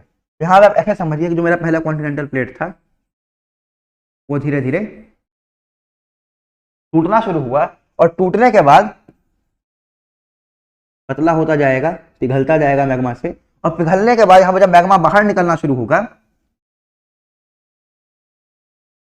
तो यहाँ पे मिड ओशियनिक रिज बनाएगा। रिज सिंपल तरीके का पहाड़ है जो ओशियन के अंदर बनता है, सिंपल ये समझिए। तो पहाड़ किसके कारण बना, अंदर से आने वाला जो मैग्मा था जो ऊपर आया, इसने सबसे पहले क्या करा, ओशियनिक क्रस्ट को तोड़ा। तोड़ने के बाद यहाँ पे अपने लिए जगह बनाई, जगह बनाने के बाद जब ये बाहर निकला तो यहाँ पे क्या बनाएगा, ओशियनिक रिज बनाएगा। तो अब मैं उम्मीद करता हूं समझ आएगा कि मिड अटलांटिक रिज कैसे बनी। अटलांटिक ओशियन के बीच में यहाँ पे दो अपने प्लेट्स थे, ये आपस में टूटे, इसको कैसे तोड़ा, मैग्मा नीचे से आया, मैग्मा ने नीचे से आने के बाद क्या करा, यहाँ पे इकट्ठा होना शुरू हुआ, और मैग्मा के कॉन्टिन्यूअस फ्लो से बढ़ते बढ़ते यहाँ पे क्या बनेगा, रिज बनेगा। तो मैं उम्मीद करता हूं आपको पॉइंट समझ आएगा। बाद देख लेते हैं ओशियनिक ओशियनिक डाइवर्जेंस मतलब क्या। यानी ओशियनिक जो प्लेट है उनका डाइवर्जेंस, उन्हीं के डाइवर्जेंस को कौन करवाता है? मैग्मा करवाता है। एक ओशियनिक प्लेट दूसरा ओशियनिक प्लेट इनको डाइवर्ट कराया, मैग्मा नीचे से आया, उसने वहां अपना रिज बनाया। ये देखते हैं, these are the zones of tension where the lithosphere splits, separate and move apart in two opposite direction. lithosphere कैसे मूव करेगा? ध्यान दीजिए, hot magma comes up through the cracks and solidifies, leading to the formation of a new oceanic crust. ध्यान दीजिए, पहले हमारा oceanic crust था, इसके बीच में नीचे से हॉट मैग्मा आता है, वो यहाँ पे सेपरेट करके नया अपना ओशियनिक क्रस्ट बनाएगा and gradually mid oceanic ridge. और जैसे तो पहले क्रस्ट बनाएगा, उसके ऊपर फिर और मैग्मा आते आते क्या बनाएगा? रिज, यानी पहाड़ का फॉर्मेशन करेगा। ध्यान दीजिए, सबसे पहले हमने क्या करा? ओशियनिक क्रस्ट था उसको दो हिस्सों में तोड़ दिया। ओशियनिक क्रस्ट को किसने तोड़ा? नीचे से मैग्मा ने आके, नीचे से मैग्मा जो है उसने तोड़ा, तोड़ने के बाद ऊपर और मैग्मा जमा होने लगा, इकट्ठा होने लगा, और मैग्मा इकट्ठा होते वहां पे क्या बनाएगा? पहाड़ का फॉर्मेशन कर दिया, इसमें क्या कहते हैं? मिड ओशियनिक रिज कहते हैं। The tectonic activity, that is earthquake and volcanism, are limited to the surface, that is shallow earthquake and slow and continuous eruptions of lava. Slow and continuous eruptions of lava होता रहेगा, उसके कारण छोटे छोटे earthquake भी आसपास में आते रहेंगे। मैं उम्मीद करता हूं आपको यहाँ पर समझ आ गया। यहाँ पे फिगर में देख सकते हैं कन्वेक्शन करंट से अंदर हमारे मैग्मास है, ये मेरा एक प्लेट है, मेरा दूसरा प्लेट है। अब यहाँ पे होगा क्या दोस्तों? कन्वेक्शन करंट से यहाँ पे क्या होगा? धीरे धीरे मैग्मा जो है ऊपर की तरफ जाएगा। ये मैग्मा क्या करेगा? दोनों प्लेट्स को यहाँ पे, क्योंकि मैग्मा ऊपर आएगा, इस प्लेट को इधर धकेल देगा, इस प्लेट को इधर धकेल देगा। इस प्लेट को धकेलने के बाद क्या करेगा? मैग्मा ऊपर उठेगा, ऊपर उठने के बाद यहाँ पे अपना मिड ओशियनिक रिज बनाएगा, यानी पहाड़ बनाएगा। किसके बीच में? ओशियंस के बीच में। ध्यान दीजिएगा, अगर आपको ओशियन के बीच में पहाड़ दिखते हैं, उसका एक बहुत बड़ा कारण, आइलैंड्स अलग है और मिड ओशियनिक रिज अलग है। तो हमारा मिड ओशियनिक रिज बनते हैं, किसके कारण बनते हैं दोस्तों? Continent continent divergence. ध्यान, डाइवर्जेंस मतलब क्या है? कॉन्टिनेंट का एक प्लेट और दूसरा प्लेट डाइवर्ज हो रहा है, एक दूसरे से अलग जा रहा है। एक प्लेट उस तरफ चला गया, दूसरा प्लेट इस तरफ चला गया, नीचे से जो मैग्मा आया उसके कारण। मैग्मा उठा, इसने इसको इधर भगाया, इसको इधर भगाया। यहाँ पे पहले अपना छोटा continental crust, sorry oceanic crust बनाया। एक ओशियनिक प्लेट इधर गया, एक ओशियनिक प्लेट इधर, यहाँ पे ओशियनिक क्रस्ट बनाया, उसके ऊपर से रिज बनाया, तो आपको यहाँ पे मिड ओशियनिक रिज, जैसे कि मिड अटलांटिक रिज आपको देखने को मिलता है। अगला हमारा पॉइंट क्या है दोस्तों? कॉन्टिनेंट कॉन्टिनेंट डाइवर्जेंस, यानी यहाँ पे क्या होगा? कॉन्टिनेंट जो है उसके बीच में ही डाइवर्जेंस हो जाए। जैसे मान लो कि हमारा एशिया है, एशिया के अंदर वाले प्लेट है, उसके अंदर का डाइवर्जेंस हो जाए। इसमें क्या होगा? ध्यान दीजिएगा, ये बहुत इंपॉर्टेंट कंफ्यूजिंग पॉइंट रहता है कई बार बंदों के लिए। इसमें क्या है? कॉन्टिनेंटल मेरा पूरी तरीके से क्रस्ट है। कॉन्टिनेंटल क्रस्ट जो है दोस्तों बहुत ही थिक होता है। अब कॉन्टिनेंटल क्रस्ट में क्या होगा? जब नीचे से मैग्मा आएगा इस केस के अंदर भी, तो इसको पिघलाना शुरू करेगा, उससे यहाँ पे क्या बनेगा? रिफ्ट वैली बनेगी। यानी देखिए, रिफ्ट वैली क्या होता है? घाटियां, वैली समझते हैं। जैसे आप मान लो देखेंगे कभी पहाड़ जा रहे हैं, देहरादून या फिर मसूरी कहीं जाएंगे, तो आप देखेंगे पहाड़, और नीचे जब बैठ कर पहाड़ देखते रहते हैं, आपके चारों तरफ पहाड़ रहता है, तो आपकी नीचे वाली चीज को आप वैली कहते हैं, घाटियां। यानी दो हाइट वाली चीज के बीच जो नीचे की चीज रहती है, उसको आप एक तरीके से वैली के रूप में कहते हैं। यहां ध्यान दीजिए, इससे क्या होगा दोस्तों? यहाँ पे रिफ्ट वैली बनना शुरू होगा, क्योंकि नीचे से आने वाली चीज पिघला रही है, नीचे अपने से मिलाते हुए जा रही है। और उसके कारण क्या होगा? जैसे जैसे नीचे वाली चीज पिघलाती जाएगी, नीचे से लावा आता जा रहा है, इस लावा के आने के कारण क्या होगा? यहाँ की चीज टूटने लगेगी, और ये दोनों आपस में इस तरफ मूवमेंट करने लगेंगे। इससे सबसे बड़ा प्रॉब्लम यहाँ पे क्या बनता है दोस्तों? जो सीन बनेगा कि यहाँ पे वापस से तो मैग्मा नीचे वाला कौन सा क्रस्ट बनाएगा? ओशियनिक क्रस्ट बनाएगा। और फ्यूचर में बहुत समय आने के बाद यहाँ पे क्या बनेगा? पानी वानी ऐसी चीजें यहाँ पे आके जम जाएंगे, उससे यहाँ पे चीजें क्या बन सकती है? रिजेस बन सकती है। जैसे हम यहाँ पे एग्जांपल के रूप में देख सकते हैं कि east coast of North America, और यहाँ पे मैंने west coast of North America का एग्जांपल दिया है। ध्यान दीजिएगा, रिजिस जैसे बनते हैं। एक हमारा रिज किससे बना था? उससे बना था ओशियन ओशियन के बीच में। एग्जांपल में आज से बता रहे बहुत सारे रिजिस हैं। एक हमारा रिज किससे बन सकता है? कॉन्टिनेंट कॉन्टिनेंट डाइवर्जेंस से। अब कॉन्टिनेंट का एक हिस्सा इधर गया, एक हिस्सा इधर गया, अब बीच में समय के पानी आया, फिर से आया ओशियन, जैसे सीज, जैसे रेड सी हो गया।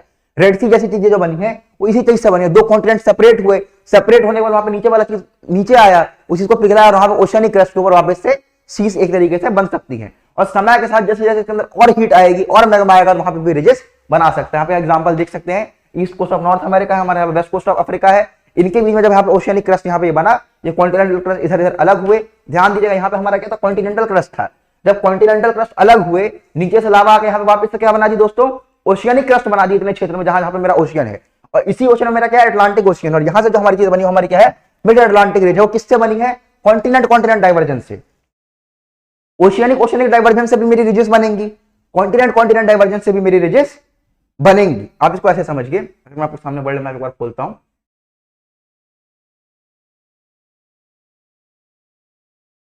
मैंने प्लेट वाला मैप तो यहीं रखा था।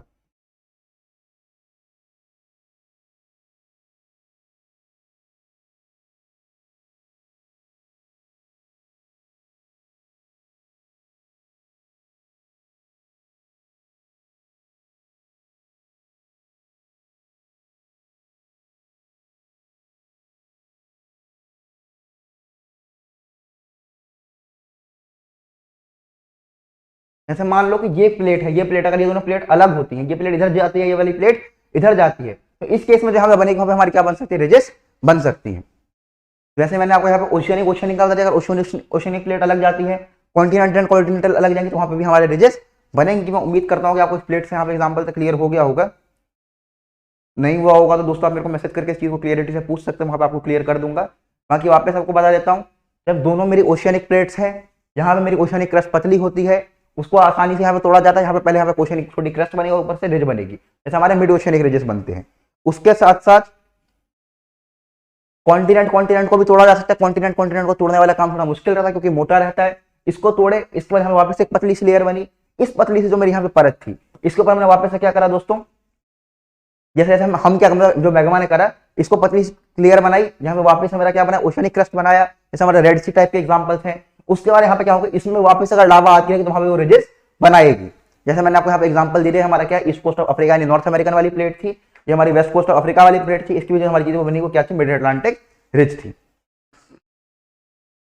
अगला पॉइंट क्या दोस्तों, कन्वर्जेंट यानी डिस्ट्रक्टिव प्लेट बाउंड्री। कन्वर्जेंट यानी डिस्ट्रक्टिव प्लेट बाउंड्री का कंसेप्ट है दोस्तों, बहुत ही ज्यादा इंपॉर्टेंट पॉइंट है, ध्यान दीजिएगा। इसमें क्या होती है, कन्वर्ज कर रही है, एक दूसरे से मिल रही है। कैसे मिल रही है, ध्यान दीजिए। अगर मान लो मेरे पास दो चीज हो सकता है, पहला क्या, ओशियनिक कन्वर्जेंट। अब वहां पे जो मेरे दो ओशियनिक प्लेट्स थे वो आपस में छट रहे थे, अब यहाँ पे क्या है, दो ओशियनिक प्लेट आपस में मिल रहे हैं। प्लेट की मूवमेंट किसी भी डायरेक्शन में हो सकती है। अगर दो ओशियनिक प्लेट एक दूसरे की तरफ मिलेंगे तो एक प्लेट जो होता है वो हमेशा क्या करेगा, नीचे की तरफ निकल जाता है। ऐसे समझिए, ये एक प्लेट है, दो प्लेट, अगर ये मिलेंगे तो दो प्लेट के मिलने से क्या होगा, या तो दोनों उठ जाए या एक नीचे चला जाए। अगर दो चीज टकरा रही हैं तो टकरा के इसी पोजीशन पे तो नहीं रह सकते, तो उठ जाएंगे या फिर नीचे चली जाएंगी। जिसकी डेंसिटी ज्यादा रहती है वो यहाँ पे हमेशा नीचे चली जाती है। और नीचे जाने के बाद क्या बनेगी, ध्यान दीजिए इस वाले पॉइंट पे, इसको ऐसे समझिए कि एक ओशियनिक प्लेट है और दो ओशियनिक प्लेट है, टकरा रही थी, एक वाली नीचे चली गई। अब जिस पॉइंट पे नीचे चलेगी, ये पॉइंट में आपको यहाँ पे गड्ढा सा दिख रहा है, अगर इसको जूम करूं तो आपको बहुत बड़ा सा गड्ढा दिखेगा। जिस पॉइंट पे गड्ढा बनता है उसी पॉइंट पे आपका ट्रेंच बनता है। ट्रेंच मतलब जैसे आपने मरियाना ट्रेंच पढ़ा होगा, सबसे गहरा पॉइंट है। तो ट्रेंचेस कैसे बनते हैं, जब भी दो ओशियनिक आपके क्रस्ट टकराएंगे, जब ओशियनिक प्लेट टकराएंगे, तो उन दोनों के टकराने से, ओशियनिक क्रस्ट आपके टकराएंगे तो उन दोनों के टकराने से जो हमारी चीज बनेगी वो हमारी क्या बनेगी दोस्तों, ट्रेंच बनेगी, जो हमारा गड्ढा होता है, सबसिडेंस जोन होता है।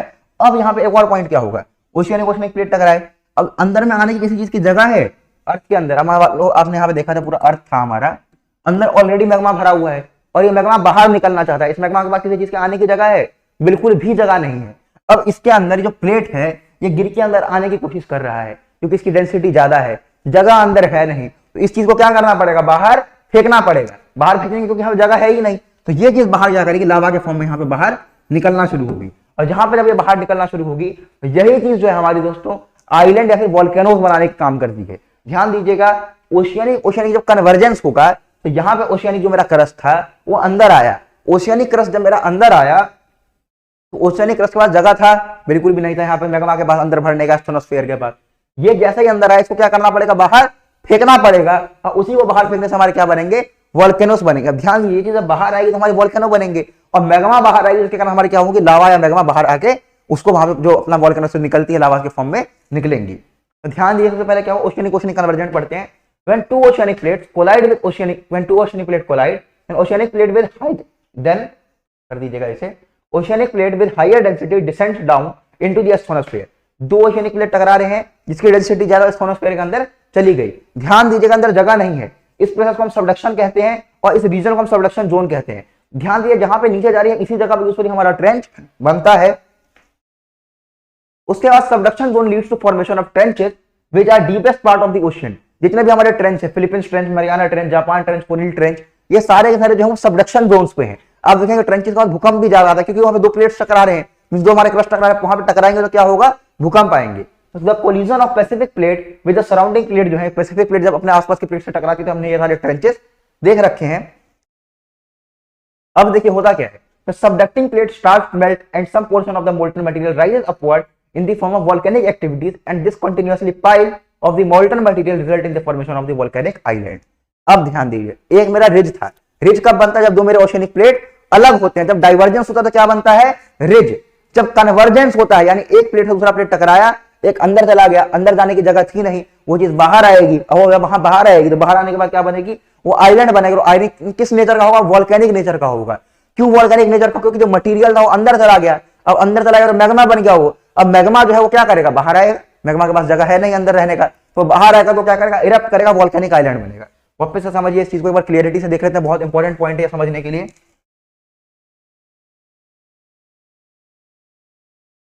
ये मान लो मेरा एक ओशियनिक था, ये मेरा दूसरा ओशियनिक था। पहले केस में अलग अलग हो रहे थे तो अपना नॉर्मली रिज बना लिया, उसमें कोई दिक्कत नहीं। इस केस में क्या है, दोनों आपस में टकराए, मान लो इसका डेंसिटी ज्यादा है, इसके अंदर घुस गया, अंदर जगह था नहीं, अब ये चीज यहाँ आई है, पिघलेगी, पिघल के कहां से निकलेगी, यहीं से बाहर निकलेगी, जहां टकराया वहीं से बाहर निकलेगी। अब बाहर निकलने के बाद क्या बनेगी, यहाँ पे इकट्ठा करती जाएगी लावा, मैग्मा जो भी हमारा बनेगा वो इकट्ठा करने के बाद यहाँ पे क्या बनाएगा, जब ये पानी का लेवल पार कर देगा और ये चीज मेरे को इतनी रूप में क्या दिखेगी, आइलैंड के रूप में दिखेगी। और इस आइलैंड के अंदर नीचे क्या निकल रहा है, मैग्मा निकल ही रहा है, तो ये मैग्मा यहाँ पे क्या कर सकता है, वॉल्केनिक एक्टिविटी कर सकता है। इसलिए हम इस आइलैंड को क्या कहेंगे दोस्तों, वॉल्केनिक आइलैंड कहेंगे। आइलैंड कैसे बन रहा है, रिज कैसे बन रहा है, दोनों में बहुत डिफरेंस है। रिज का आप कंसेप्ट समझ गए, कब से बन रहा था, डाइवर्ज करने से। आइलैंड किससे बन रहा है, कन्वर्ज करने से। मैं उम्मीद करता हूं आपको ये पॉइंट समझ आ गया होगा। अगला देख लेते हैं दोस्तों, आर्कीपेलागो का। आर्कीपेलागो क्या होता है, ग्रुप ऑफ आइलैंड। जैसे आप मान लो देखेंगे कि एक आइलैंड, उसके बगल में दूसरा आइलैंड, उसके बगल में तीसरा आइलैंड, उसके बगल में चौथा आइलैंड। अब आप यहाँ ध्यान दीजिए, ये दोनों टकरा रहा था, अब यहाँ टकरा रहा है तो यहाँ अपना आइलैंड बना लिया। कुछ समय के बाद यहाँ पे टकरा रहे हैं, ये थोड़ा आगे शिफ्ट हो गया। अब अगर ये दोनों यहाँ टकराएगा तो यहाँ भी आइलैंड बना लेगा, थोड़ा और आगे शिफ्ट हो गया तो यहाँ भी आइलैंड बना लेगा, थोड़ा और आगे शिफ्ट हो गया तो यहाँ भी आइलैंड बना लेगा। जैसे जैसे सबडक्शन जोन आगे आगे शिफ्ट होता जाएगा, वहां पे आइलैंड और आगे आगे बनते जाएंगे। तो उस चीज से जो बनेगी उसको दोस्तों क्या कहते हैं, आर्कीपेलागो कहते हैं। आइए देख लेते हैं आर्कीपेलागो क्या है। Group of island scattered in the ocean, it is found when oceanic convergent plate boundary with intense volcanic activity and shifting of the subduction zone. जैसे आपने इंडोनेशिया और फिलीपींस में काफी सारी ऐसी चीजों को देखे होंगे। अब बात करते हैं दोस्तों ओशियनिक और कॉन्टिनेंट कन्वर्जेंस की। ये भी आपके लिए बहुत इंपॉर्टेंट पॉइंट है, ध्यान दिए। सबसे पहले हमने क्या पढ़ा, आइलैंड फॉर्मेशन। देखो आज की क्लास में मेरा मेन उद्देश्य क्या था, आपको सारी चीजें बता दूं बन क्यों रही है, इसके बाद माउंटेन्स पढ़ना सब कुछ आसान रहेगा। सबसे पहले हमने क्या देखा, जो हमारे दक्कन का अपराइज हुआ तो कैसे हुआ था, एब्रोजेनिक मूवमेंट से, यानी अंदर से जो अचानक से लावा ये सब बाहर निकला तो सीधा से लैंड फॉर्मेशन करा, मास क्रिएशन करा, उससे मेरा क्या बना था, दक्कन के पठार बने थे। उसके बाद हमने क्या पढ़ा, रिजिस कैसे बने। रिजिस बनने का कारण क्या था, ओशियनिक जो मेरा था क्या हुआ था, डाइवर्ज हुआ था, कॉन्टिनेंट डाइवर्ज हुआ था, उससे मेरे क्या बने थे, रिजिस बने थे। दोनों केस में मेरा क्रस्ट ओशियनिक ही बना था, मैग्मा नीचे से आया था। उसके बाद हमारा क्या था दोस्तों, कन्वर्जेंस में जब हम आते हैं तो ओशियनिक जब कन्वर्ज हुआ तो जो हायर डेंसिटी था वो अंदर चला गया, उसके कारण क्या बना, आइलैंड्स बने। कौन से आइलैंड बने, वोल्केनिक बने, क्योंकि जो अंदर गया उसको बाहर निकलना पड़ेगा। वोल्केनो वहीं बनेगा दोस्तों, आइलैंड हो चाहे पहाड़ हो, जहां पे जब दो प्लेट टकरा रहे हैं तो किसी एक को अंदर जाना पड़े, क्योंकि अंदर अगर कोई गया, अंदर जगह है नहीं तो उस चीज को बाहर उल्टी के रूप में निकाल देगा। मैग्मा एक तरीके का, उल्टी में एक टर्म यूज कर रहा हूं क्योंकि अंदर जाने की जगह नहीं है, अब उसके अंदर कोई चीज भरेंगे तो उस चीज को बाहर निकालेगा। तो हमारा वोल्केनिक आइलैंड कब बनेगा, जब यहाँ पे दोनों चीजें टकरा रही हैं, टकराने के कारण आपका क्या होगा, जो प्लेट अंदर गया है वो वहां से निकलेगा, मैग्मा के फॉर्म में बाहर आएगा। अब आता है ओशियनिक और कॉन्टिनेंट कन्वर्जेंस, यानी ओशियन और कॉन्टिनेंट अगर आपस में कन्वर्ट करें, इससे क्या होगा, ध्यान दीजिए। कॉन्टिनेंट क्रस्ट का मोटाई ज्यादा होता है पर डेंसिटी कम होता है, और जब भी हम दो डेंसिटी वाली चीजों को आपस में मिलाते हैं तो हाइयर डेंसिटी वाली चीज नीचे चली जाती है। तो जहां मेरा ओशियनिक जो क्रस्ट था, ये हाइयर डेंसिटी वाली चीज होने के कारण नीचे चला जाता है, और मेरा कॉन्टिनेंट क्रस्ट जो था यहाँ पे रहता है। अब इसके कारण क्या होगा, ये कि नीचे चली गई, नीचे आने की जगह थी नहीं, तो जब भी ओशियनिक क्रस्ट और कॉन्टिनेंटल क्रस्ट टकराएंगे तो ओशियनिक क्रस्ट के नीचे जाने के कारण यहाँ का जो मैग्मा है वो वापस उठ के बाहर निकलेगा, और यहाँ पे जो माउंटेन्स बनेंगे दोस्तों वो हमारे कौन से बनेंगे, वॉल्केनिक माउंटेन्स बनेंगे। माउंटेन्स का मतलब क्या, वापस समझिए, दो प्लेट टकरा रहे हैं, प्लेट का टकराने से क्या हुआ, अंदर लावा गया वो बाहर निकलेगा। अब प्लेट टकराए, जो चीज उठी, और जैसे कि दोनों प्लेट टकराएंगे उठेगा, और ये मेरा क्या हुआ, सबडक्शन हुआ। इस सबडक्शन के कारण यहाँ पे ऊपर क्या बनेगा दोस्तों, माउंटेन्स बनेगा। माउंटेन्स कैसे बनेंगे, वोल्केनिक बनेंगे, और यहाँ पे क्योंकि सबडक्शन हो रही है तो सबडक्शन से यहाँ पे चीज क्या बनेगी, नीचे में जस्ट ट्रेंच बनेगी। ध्यान दीजिए, यहाँ ट्रेंच बनेगा, दूसरी तरफ क्या बनेगा, माउंटेन। आपका एग्जांपल देख सकते हैं, एंडीज माउंटेन आपका साउथ अमेरिका में, रॉकीज आपका नॉर्थ अमेरिका में है। अब हम अगला बात करें दोस्तों कॉन्टिनेंटल कन्वर्जेंस का। ध्यान दीजिए, ये हमारा सबसे इंपॉर्टेंट पॉइंट एक और पड़ेगा, कॉन्टिनेंट और कॉन्टिनेंट के कन्वर्जेंस का। ध्यान दीजिए, कॉन्टिनेंट जब कन्वर्ज करते हैं, यहाँ पे प्लेट्स टकराते हैं, इस केस के अंदर कोई भी नीचे नहीं जाता है। अब ध्यान दीजिए, एक कॉन्टिनेंट दूसरा कॉन्टिनेंट दोनों जब टकराएंगे तो दोनों टकराने के बाद क्या होगा, एक नीचे चला जाएगा तभी ना यहाँ पे दूसरा वाला यहाँ पे खड़ा रहेगा, और नीचे से फिर यहाँ पे मैग्मा बन के ऊपर निकालता है इसको। जब कॉन्टिनेंट टकराते हैं तो ये दोनों टकरा के यूं उठ जाते हैं। अगर मान लो कि आप कभी भी दो बराबर की चीजों को फोर्स को यूं टकराएंगे तो जैसे क्या बनेगा, दोनों उठ जाएगा। तो कॉन्टिनेंट कन्वर्जेंस के अंदर दोनों चीजें उठ जाती है, जैसे आपके माउंटेन हिमालय बन गया, ऐसी चीजें बन गई। अब ध्यान दीजिएगा, अगर ये दोनों आपस में टकराते हैं, कोई चीज ऊपर उठ जाएगी, इसके अंदर कोई चीज नीचे गया क्या, नीचे नहीं गया। जब नीचे गया ही नहीं तो मैग्मा कहां से निकलेगा? मैग्मा कब निकलता है? जब कोई चीज नीचे घुस गया, नीचे आने की जगह नहीं थी तो मैग्मा ने उसको बाहर निकाल दिया। तो जहां जहां कॉन्टिनेंट कॉन्टिनेंट कन्वर्जेंस होगा वहां वहां पे कभी भी मैग्मा नहीं निकलेगा, वो जगह कभी वॉल्केनिक नहीं होगी। अब आप एक काम करना, वर्ल्ड का फिजिकल मैप खोलो, 90% जो आपको जगह दिख जाएंगी वॉल्केनोस की, वो सारे के सारे वॉल्केनो आपको या तो ओशियन में दिखेंगे, कॉन्टिनेंट में जो दिखेंगे आपको बिल्कुल बिल्कुल ओशियन के किनारे में दिखेंगे। कोई सा वॉल्केनो वाला माउंटेन उठाओ। अब आपको बस एक दिमाग में सवाल उठेगा कि भैया तिब्बतन प्लेट्यू का क्या सीन है, उसको भी देखिए। तिब्बतन प्लेट्यू जो है वो हमारा इंडिया के बीच में और ऑस्ट्रेलिया के बीच में बिल्कुल बैठा हुआ है। अब उस सॉरी इंडिया के बीच में और हमारा जो वो है चाइना के बीच में बैठा हुआ है। अब इंडो ऑस्ट्रेलियन प्लेट और चाइना वाले प्लेट के बीच में हमारा जो यूरेशियन प्लेट था, उसके बीचों बीच वो वॉल्केनिक वाली प्लेट्यू किस तरीके से बनी उसको देखेंगे। उसके अलावा आप जितनी भी चीजों को खोजेंगे आपको 90% जो वॉल्केनोज दिखेंगे वो आपको हमेशा कहां दिखेंगे? समुद्र के किनारे दिखेंगे या आइलैंड्स में दिखेंगे। क्यों दिखेंगे? वही चीज बारे में हमने पूरा पढ़ा, क्योंकि कॉन्टिनेंट कॉन्टिनेंट जहां टकरा के माउंटेन बनाएगा वहां कोई चीज अंदर जाएगी ही नहीं, तो वहां पे वॉल्केनिक वाली चीज बन सकती ही नहीं है। मैं उम्मीद करता हूं आपको पॉइंट समझ आया होगा। अब आइए देखने की कोशिश करते हैं जो अपने वॉल्केनोस हैं, वॉल्केनिक वाले माउंटेन्स कहां है? ये अपना एंडीज है। एंडीज वाला कहां है? यहाँ पे नाज़का प्लेट था, नाज़का प्लेट और ये प्लेट जब टकराएंगे तो यहाँ पे माउंटेन बनेगा। माउंटेन बनेगा तो कौन सा बनेगा? वॉल्केनिक बनेगा। रॉकीज माउंटेन कहां है? समुद्र के किनारे। वॉल्केनो वाला बनेगा, माउंटेन बनेगा। यहाँ पे मेरा किलिमंजारो था, किसके किनारे है? समुद्र के किनारे। इंडिया में बैरन आइलैंड मेरा कहां है? समुद्र के अंदर है, अंडमान एंड निकोबार में। पूरा का पूरा जितना भी वॉल्केनिक एक्टिविटी देखेंगे वर्ल्ड का 80 to 90% सारा का सारा यहाँ पे रिंग ऑफ फायर में होता है। पैसिफिक ओशियन के अंदर रिंग ऑफ फायर के अंदर सारा का सारा वॉल्केनिक एक्टिविटी क्यों होता है? क्योंकि यहाँ पे प्लेट्स आपस में टकराते हैं और प्लेट टकराने के कारण अर्थक्वेक वाला सिस्टम तो होता ही होता है। जापान में इतना भूकंप आता है आप जानते ही हैं। और कॉन्टिनेंटल ओशियनिक क्रस्ट टकराने के कारण यहाँ पे क्या होता है? वॉल्केनोज भी होते हैं। रिंग ऑफ फायर नाम से ही क्लियर है, बहुत सारे वॉल्केनिक एक्टिविटीज देखने को मिलते हैं। अब आप यहाँ पे देखेंगे तो जितनी ज्यादा वॉल्केनिक एक्टिविटीज दिखेंगी लगभग लगभग सारी की सारी आपको यहाँ पे ओशियंस के कोने कोने में देखने को मिल जाएंगी। अब आपको यहाँ पे प्लेट्स दिखा देता हूं, एक बार आप ध्यान दे दीजिएगा। ये मेरा यूरेशियन प्लेट है, ये मेरा इंडो ऑस्ट्रेलियन प्लेट है, ये मेरा अरेबियन प्लेट है। आपको यही बता रहा था, ये जो है एशिया से मिलने की कोशिश कर रहा है। जो मेरा अरेबियन पेनिनसुला था यहाँ से अलग हो गया। ये मेरा Caribbean plate, north American plate, छोटे छोटे प्लेट्स है। मेरा कैरेबियन प्लेट है, ये कोकोस प्लेट है, नाज़का प्लेट है। ये मेरा साउथ अमेरिकन नाज़का प्लेट जो टकराया था, इन्हीं से हमारा एंडीज माउंटेन बना था। ये हमारा पैसिफिक प्लेट है, नॉर्थ अमेरिकन प्लेट है, यहाँ से रॉकीज वाले चीजों की फॉर्मेशन हुई थी। पैसिफिक प्लेट को आप ध्यान दीजिएगा, इधर भी है और इधर भी है, तो दोनों को मर्ज करेंगे तो एक ही चीज बन जाएगी। अब हमारा दोस्तों अगला जो पॉइंट आता है वो आता है कि हमारा हिमालय किस तरीके से फॉर्म हुआ था। क्योंकि आज का हमारा मेन पर्सपेक्टिव यही था कि हम चीज को अंडरस्टैंडिंग पर्सपेक्टिव से ले लें। तो आज हम 1-1.5 घंटा अपने टाइम का इन्वेस्टमेंट कर रहे हैं, वो 1-1.5 घंटे के इन्वेस्टमेंट के ऊपर हम आराम से फल खाएंगे। हम पूरी ज्योग्राफी की चीजों को समझेंगे, हमारे दिमाग में छवि बनती रहेगी कि यहाँ पे वॉल्केनिक बना तो क्यों बना है चीजें, मीन्स पहाड़ बने तो कैसे बने, क्यों बने। तो यार ये हिमालय का चीज समझ लेते हैं।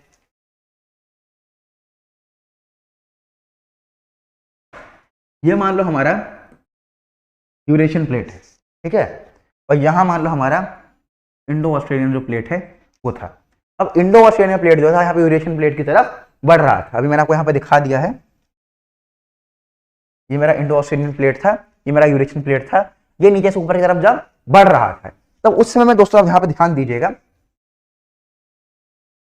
ये मेरा यूरेशियन था, ये मेरा इंडो ऑस्ट्रेलियन प्लेट था, ये ऊपर की तरफ जा रहा है इस डायरेक्शन में। इस समय में इसके बीच में दोस्तों क्या होगा? ओशियन होगा कि नहीं होगा? ऐसा तो था नहीं कि इसके लिए यहाँ पे बिल्कुल जमीन की एक रोड बनी थी, रेलवे लाइन बनी थी। ये यहाँ से ऊपर जा रहा था, इसमें बीच में ओशियन था, यहाँ पे टचेस सी थी। अब जब ये ऊपर जा रहा था तो ध्यान दीजिएगा, कॉन्टिनेंट कॉन्टिनेंट आप हमेशा कन्वर्जेंस पढ़ते हैं कि यहाँ पे कॉन्टिनेंट और कॉन्टिनेंटल प्लेट आपस में टकराए थे। ये जब ऊपर जाएगा तो उससे पहले क्या इस वाली चीज को इससे मिलना होगा कि नहीं मिलना होगा? क्या ये वाली चीज इससे मिले बिना इसको यहां जाने का रास्ता दे सकती है? उससे दिमाग में एक लॉजिक लगाइए, इस वाले प्लेट को जब तक इसमें पूरी तरीके से समाएगा नहीं, क्या नीचे वाली चीज के ऊपर आ सकती है?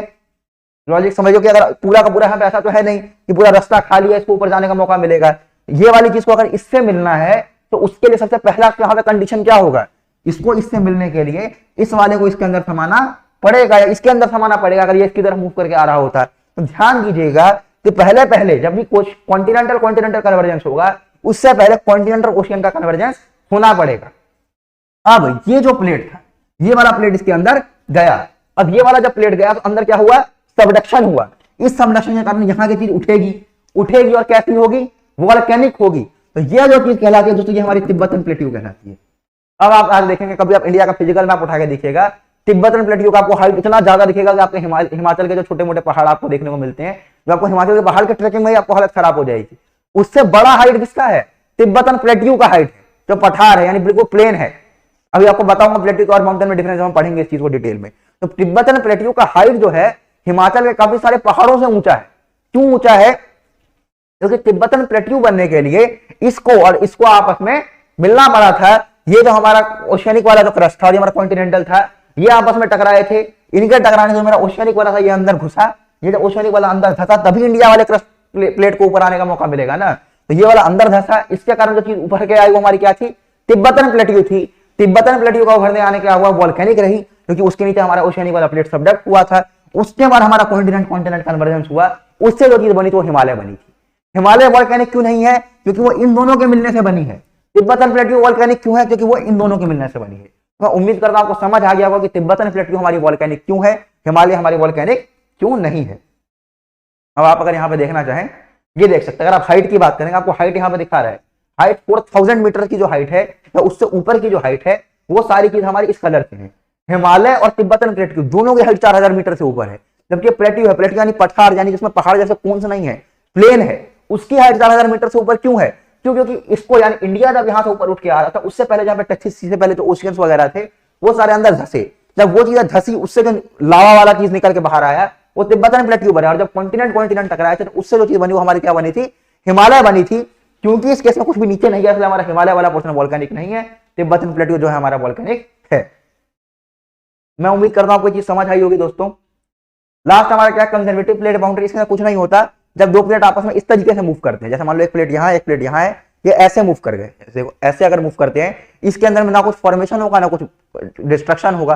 देखो जब मैं इस तरीके से मिलाता हूं, अगर ऐसे हुआ माउंटेन फॉर्मेशन, ऐसे चला गया तो वॉल्केनो वाली चीज बनेगी। उसके बाद अगर डाइवर्ज हो गए तो नीचे से लावा आएगा। ये चीजें पॉसिबल थी। कन्वर्जेंस डाइवर्जेंस का पॉइंट समझ गए। जब ये ऐसे चीज है, दो चीज जब ये ऐसे मूव करेंगे तो ना कुछ बनेगा ना कुछ समाप्त होगा। तो ऐसे के अंदर क्या होता है? भूकंप आ जाता है, फॉल्ट लाइन्स आ जाती है। इसको हम क्या कहते हैं? Conservative plate boundary. एक बार देख लेते हैं। At a conservative plate boundary the plate slide past each other without any formation of new crust. This boundary is also called parallel और ट्रांसफॉर्म्ड प्लेट बाउंड्री। मैं उम्मीद करता हूं कोई समझ आ गई होगी। आप ये वर्ल्ड का मैप देख लेंगे, ये कैसे मैप बनाया है।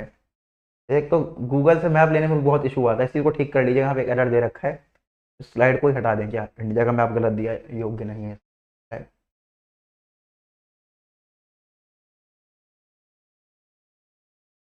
तो आप अपने यहाँ पे मैप देख लीजिएगा वर्ल्ड को, उसमें समझ लीजिएगा किस तरीके से हमारी चीजें बनी है। लास्ट हम देख लेते हैं दोस्तों पैसिफिक रिंग ऑफ फायर के बारे में।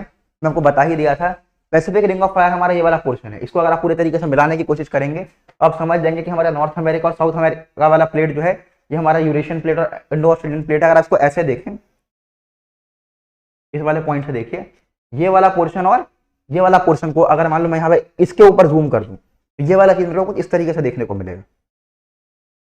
ये हमारा रिंग ऑफ फायर है।